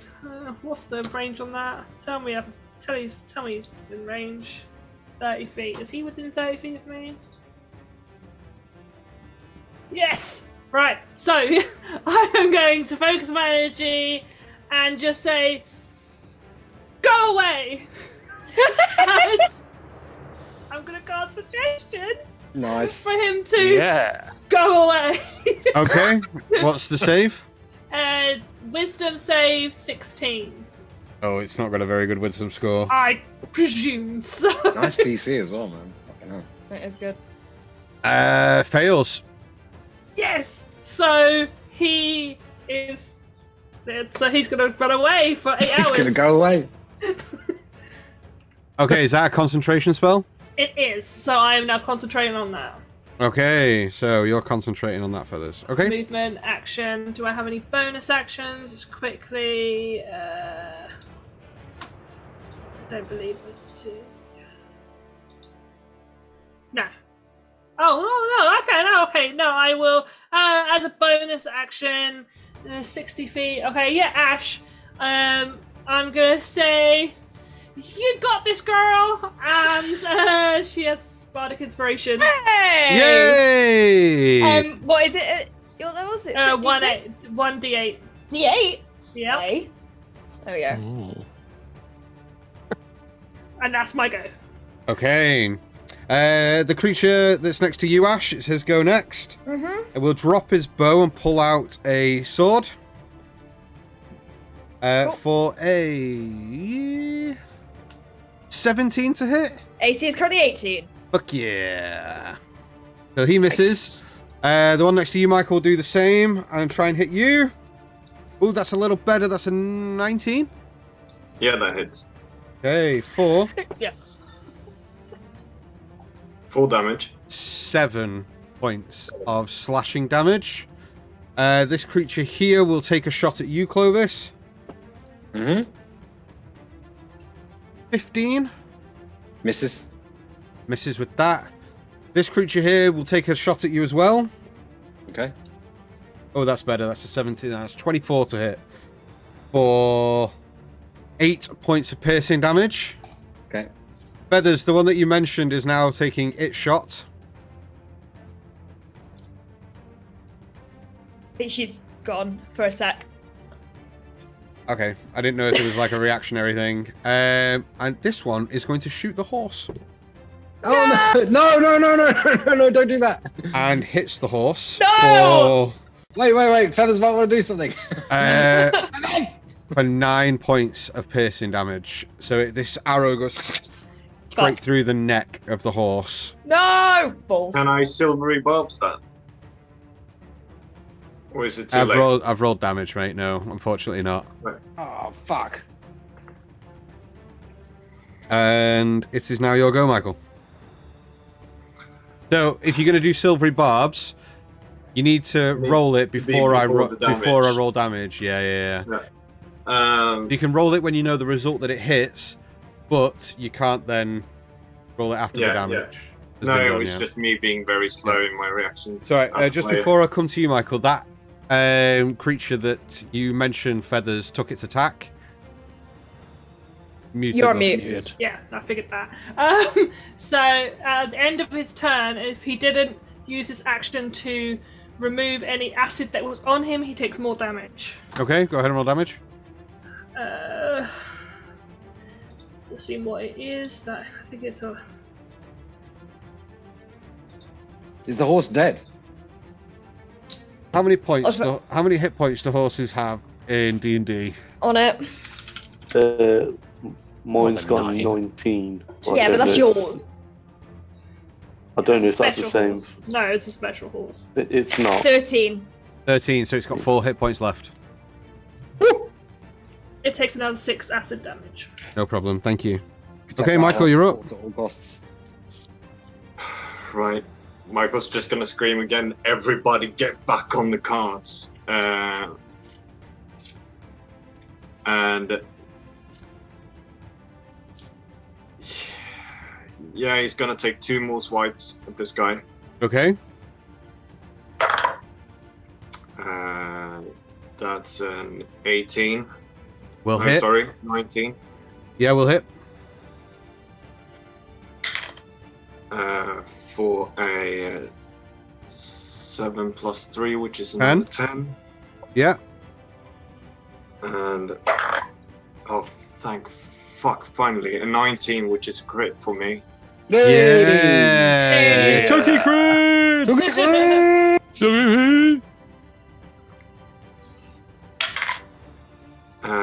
So that's an 3 plus 3, which is double to 6.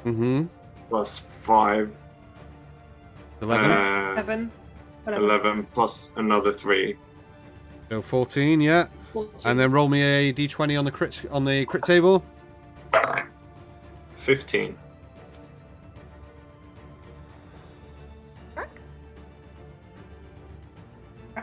As you slice the creature, you clasp against its arm, its sword drops to the floor. I need you to roll me a d10, please. Ooh. 7. As it's then knocked 10 feet away. Why? Anything else on your go? Nice. I'm gonna move. Okay. Up to this, and I'm taking the reins of this horse. Okay. Clovis, you're up. Okay, I will say, I will turn around and I'll say, Ledry, we're moving. You might want to get out from under there. And I will turn, see Zayla, Azrael, and Jove fucking up this big guy. Yeah. I'll look. Can I see all three of these guys? Yeah, behind them. You can, yeah, from where you are. Okay. And I'll say, but first we better leave them we better make sure they have a little snack to leave behind. And I'm going to cast Hypnotic Pattern. Okay. In a 30-foot cube, which will take in all three of those guys at the back. Okay, can you draw that on the map for me? Yeah, my Roll20 is extremely slow, but just about. And is it a save? It is a save. Hang on, I'll tell you what it is. So it's there. So basically, it's behind them in this sort of area here. Yeah, no problem. Can you see that? Yeah. So it's the top 3 creatures. So this guy, the top 3 creatures. This guy, and this guy here. Yeah. Yep. Okay. They have to make a wisdom saving throw. All 3 of them. Okay. What's the save? 15. First one makes it save. That's very close though. He rolled a 16 as a -1 whiz. Oh fuck. Oh no. Oh no. You bitch. So I rolled a 15 and then 2 natural ones for 2 zeros. Yay! That's better. That's more like it. I'm going to say the guy on the top of the hill made his save. The other 2 are stuck in position, just kind of like. Okay, and then I will just sort of use whatever movement I have to spin back round, sit down and pick up the reins. Okay. This creature here, his go. Feeling you slash across him, Azrael, it's going to spin round with its first attack at disadvantage. We'll try and hit you. Okay. That's not bad. So I rolled a natural 20. Oh. With disadvantage. Oh. Boo. I rolled a 14 for a 20 to hit. Ah. Hits.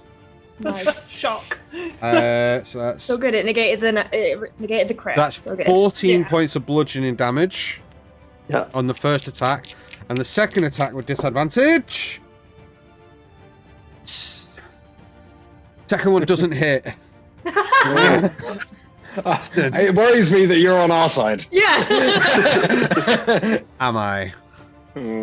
He's just lulling us into a false sense of security now. Azrael, it is your go. As the wing flap on the air gets louder and louder. How much of my movement would it take to try and run under his legs? There Cart. There isn't enough gap, unfortunately. There's not enough legs gap. now. Okay. He ain't got that thigh gap. He's too chunky. Well, you can't go through him. Well, you can't go over him. You can't go under him. You're gonna have to go fucking through him. Yeah. Okay. That's how this works. Classic paladin. So, Mm-hmm. I'm going to use my bonus action to cast Searing Smite Okay. as a racial ability. Yep. So Searing Smite has to be attached to a melee attack, right? Yes. Okay, so with your first it's attack... a concentration spell, but the first attack... is Searing Smite with that. Is Okay, Searing that's fine. Smite. Do you want to roll to hit, please? With advantage? Still with advantage. Nice. Okay. Well, he's blinded, so yeah. He's a natural 20. No fucking way again. I've got a 19 and a 20 on the dice. Nice. Natural 20! Chunky crits! Fuck him Why up. can't I get any natural 20s? Paladin steals them all. Yeah, literally. He says I'm the thief. You are a thief. You've stolen more in this campaign than anyone. Okay, go ahead and roll me some damage. That prove is it. 7 on the die, doubled. 14. I am going to smite, because why the fuck wouldn't I? Well, you've Searing Smited anyway, but yeah, go ahead. Divine Smite. Yeah, I know. At what level? First level. Okay. That's 8 for the searing smite. So Double to 16, fire yeah. damage. This thing's looking pretty fucked up now. Fucking hell, dude. Come on, go through him. Where's my D8s gone?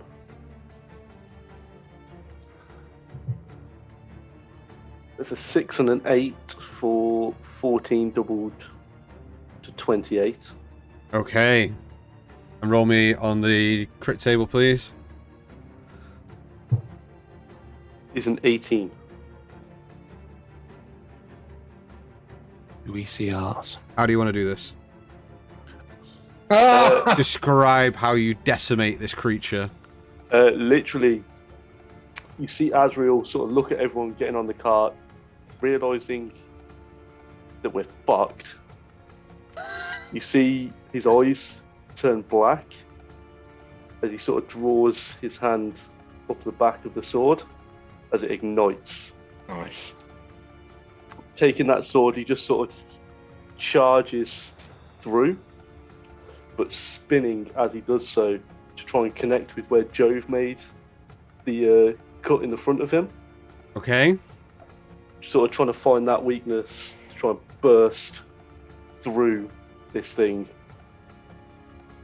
Okay. Gross. And I'll use my movement then to come step to the over. other side, to come to the cart. Okay. After your go, Can I still make a javelin attack if I have an attack left?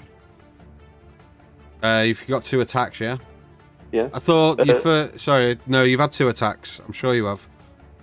I've Have you not one had 2? attack. Have you not had 2 No, attacks? it was Oh, you just had 1 been at attack. 20. Okay, yeah, by all means then, yeah. If you want to throw a javelin. Yeah, I'm going to try and javelin this dude up here. Okay, go ahead and roll me to hit. That's not great. That's 9 total. 9 total, 9 misses, I'm afraid. No As worries. the javelin Come on, Steve, mate. says pass. I know, right? Okay. Range combat Hit is not something, my for fuck's strong sake. suit. Okay, so second round of trolls. This one cannot do anything because it is hypnotic pattern. This one is the same, cannot do anything. This creature here, who was in the second round, is going to take a shot at you, Azrael. Okay. That's not bad. Not us again. 17 to hit. 17 hits. For oh, good. 10 points of piercing damage, max damage. Nice. I mean, not nice. Bad. Boo. Pew, pew, Whose side am I on? Yeah, what the hell? What the Sorry. hell, Anna? Zero I confusing. mean, true colours being shown there. Fucking hell. This creature here is going to go 5, 10, 15, 30 to here. And it's going to take a shot.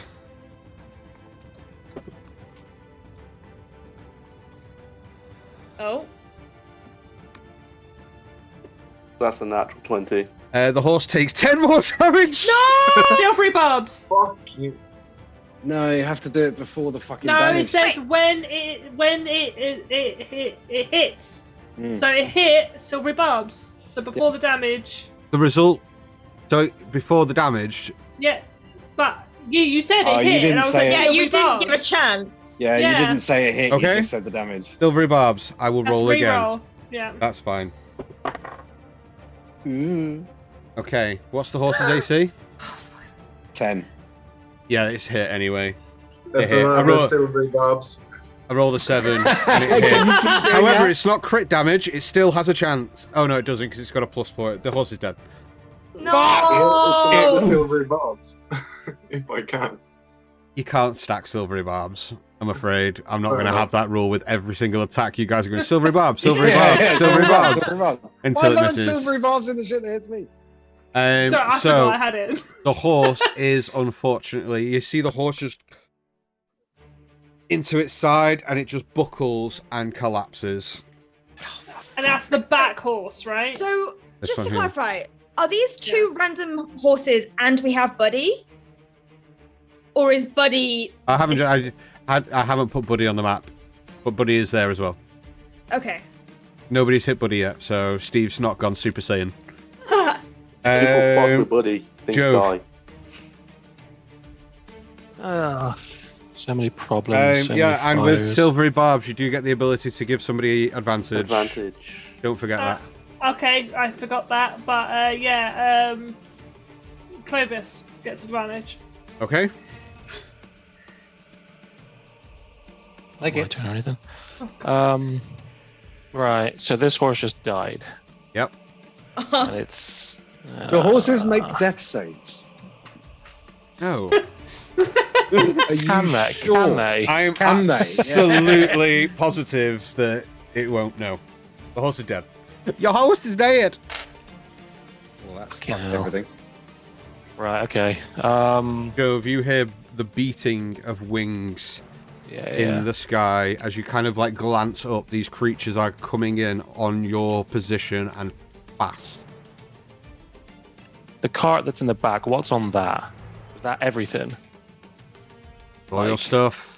Like That's stuff wise. So what was on the front one then? That's just. Again, your cart. That's all your stuff as well. Yeah. But like stuff we care about, or just like merchandise. Well, depends. It is merchandise. but Yeah. So I don't care. Cool. Right. It's not our personal stuff. Our personal stuff's in the bag. Yeah, I know. Right. Too many fires. Not enough water. I'm just going to hit the toilet 1 second. What do you think? You can Who's grab got the a flat cart now, and right? leave. Just grab the cart and leave. Grab the cart. Do I look like a horse? Yes. I mean, you wish Sam was here right now, don't you? mean, yeah, I do. Yeah. But you had to let him go. I didn't want Yes. to. I would have loved what for are we Sam to gonna be here do? for this shit. Right. What are we gonna do? Just leave the car and get the fuck out. Just let's Well, I get mean, the we've fuck gotten out. rid of the 2 big guys, right? Well, yes. We've Technically, got but we're rid of surrounded it. by. Jove, what are you doing? Right, Come okay. down already. Right, okay. Seeing that the horse has just died and now this cart is just in place, he's going to look to the 2 of them and the dog and just go, Azrael, can you get Buddy hitched up to this thing fast, or do we just have to abandon it now? Make your choices. I'm going that way. And he looks to himself and he sort of jogs on the spot and goes, right, think fast, think like Ash. And for like a second, his eyes glow blue and he goes, ugh, and casts Expedious Retreat on himself. And he just sort of watches his leg muscles just like tense. And then like the most Olympian sprinter stance you've ever seen, he just goes, and he's just off. Okay. So, yes, I'm going to run to here around the corner, and I'm gonna just intercept this guy. I'm not really. Okay. I'm gonna take action and then Expedious. No, it's a bonus action to do that, so I wouldn't be able to dash this turn, but I might be able to do it. Next one. Next turn. Sorry, hold on. So Expedious Retreat is A bonus action. So I can take dash as a bonus action, but I can't take it on the turn I take it. No, yeah, you're so right. next turn you get the additional move. Yeah. Yeah, that's fine. I can still deal with that. So let me just measure myself. Sorry. you good. That's You okay, can well, get Jove to there. To there. Dope. Yeah. So that would be like my full turn done of just running like a fucking beast straight off. Okay. Yeah, cool. Okay. Then I will. So I'll wait, run to hold there on, and I'll because my head's now frazzled. So you've cast Expedious Retreat as a bonus action, and ran to there. So you haven't used an action. Well, no. I was asking if I could. You said I could. I was just going to run 30 feet to wherever and then do it as a bonus action next turn. Because it's a bonus action to cast it, so you don't get 2 bonus actions, do you? No. So you would just get normal movement, and then you could start using it afterwards. Yeah. Yeah. You've still got action. Yeah. You still have your action though. Yeah, I know I do, but I'm not close to anything, so... Well, You're you're close to literally the, in you're front of this literally dude. in front of that dude there. Yeah, but that's further than 30 feet. So I was here. If I measure Yeah. it to there, so I would get to there. Yeah, he'd need to action dash to get within melee. Right, I'm with you. Right, okay, so you've used your action to dash. Fine, Yes. I'm with you. Yes. Right, So sorry, that was very long-winded. Yes. My so bad. That's fine. So, yeah, I'm essentially just bolting around the corner like nothing you've ever seen him move before, and then I'm just going to intercept this dude just to Okay. be out of the way and stop some interception. Hey. And then Zayla is going to fly a full 60 to here. And just stay with me. Okay. Phalanx is going to rush forward to here. And is going to inflict wounds with advantage because he's flanking. And misses. No. I rolled a 1 and a 2 for Phalanx, unfortunately. Okay, last group. This guy is going to run away. Yeah. This guy, however, is going to 5, 10, 15, 20, 25, 30 to here. And is going to take a shot at you, Azrael. Okay. Ooh, 17 plus 7, 24. Hits. Plus 7. Is 8 piercing damage. 8. Yeah, that's fine. And that is all of their go. Les is going to try and shoot the creature. Come on, Les. Come on, Les. Pretend it's darts night. Fucking hit something. Listen, you leave Les alone, all right? He's trying. The natural 20! Let's fucking go, Les. A total of 8 plus 3, 11 plus 6 Come on, isn't Les. good.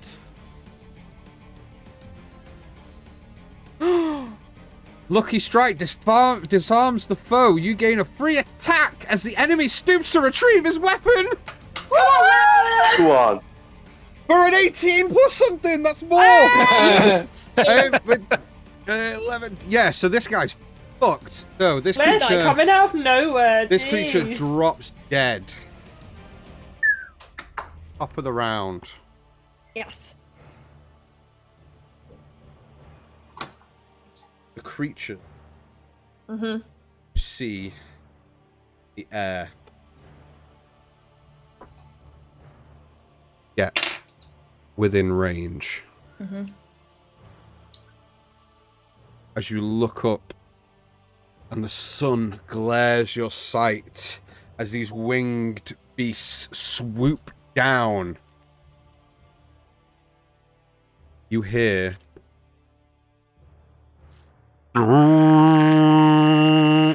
as a war horn is blown from atop one of these creatures.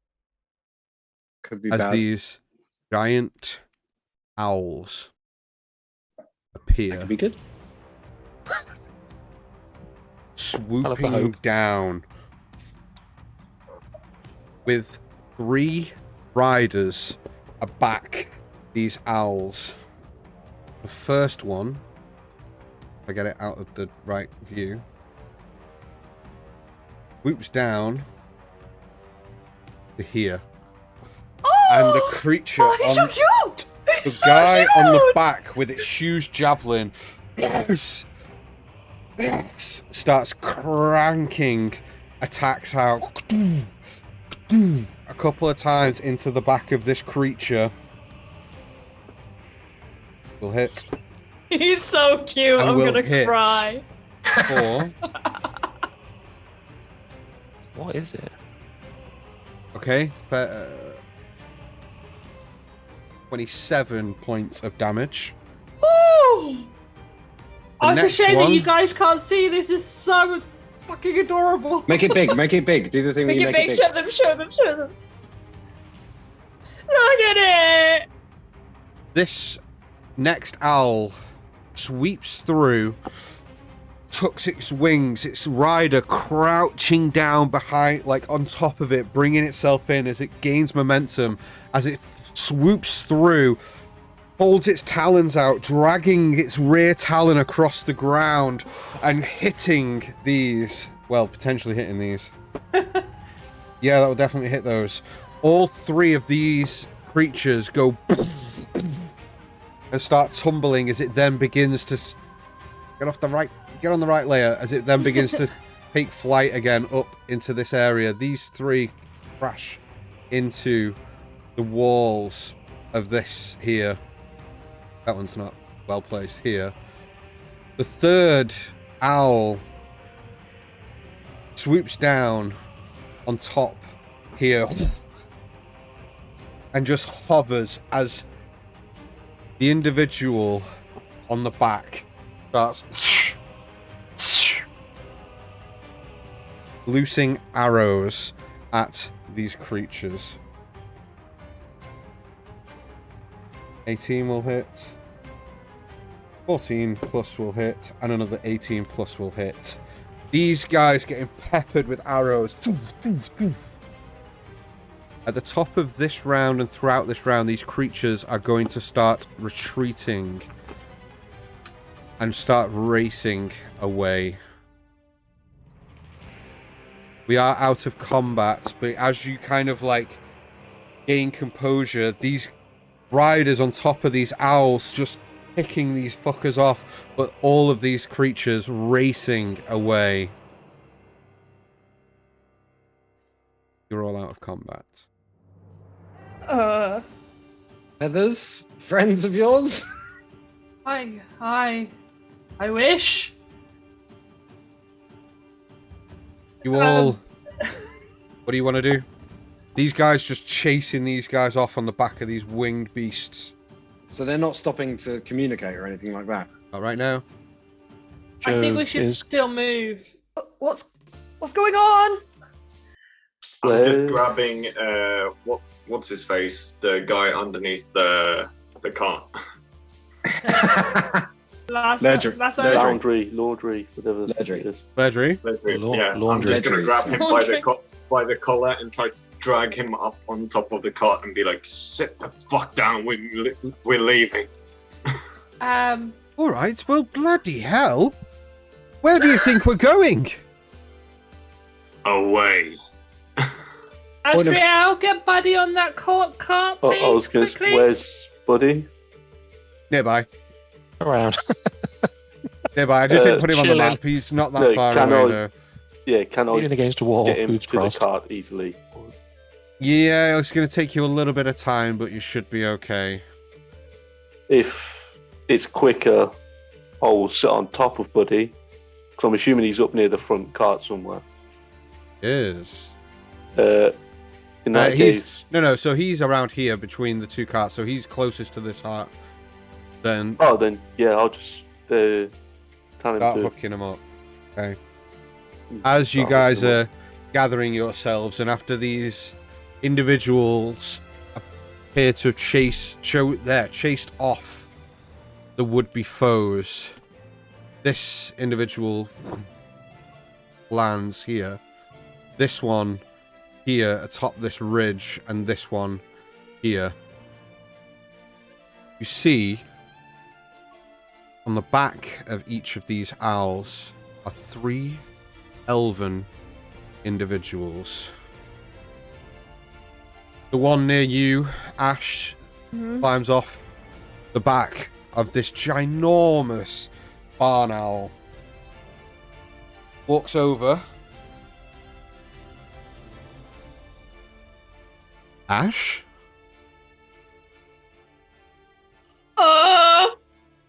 What the bloody hell are you doing here? And that's where we're going to end tonight's session. No! You just know everyone in the Sword Coast? Yeah? She's got around, all right. Oh my god, man. That's where we're going to end tonight's session. Oh, that was crazy. Chris, can you find me? Is D20 by the sword on or dice by the sword on? Let me check. I can't see them on my tab, but let me check. Yes, they are. Okay, so hold on. Our good friends. Thank you They for are joining good us. That was friends. amazing. Thank you for coming, guys. As always, tuning in. This was bananas. It was mad. Always. So, guys, thank you very much for tuning in. Don't go anywhere. We're going to go and see our friends over at D20 by the Sword. Thank you so much for tuning in.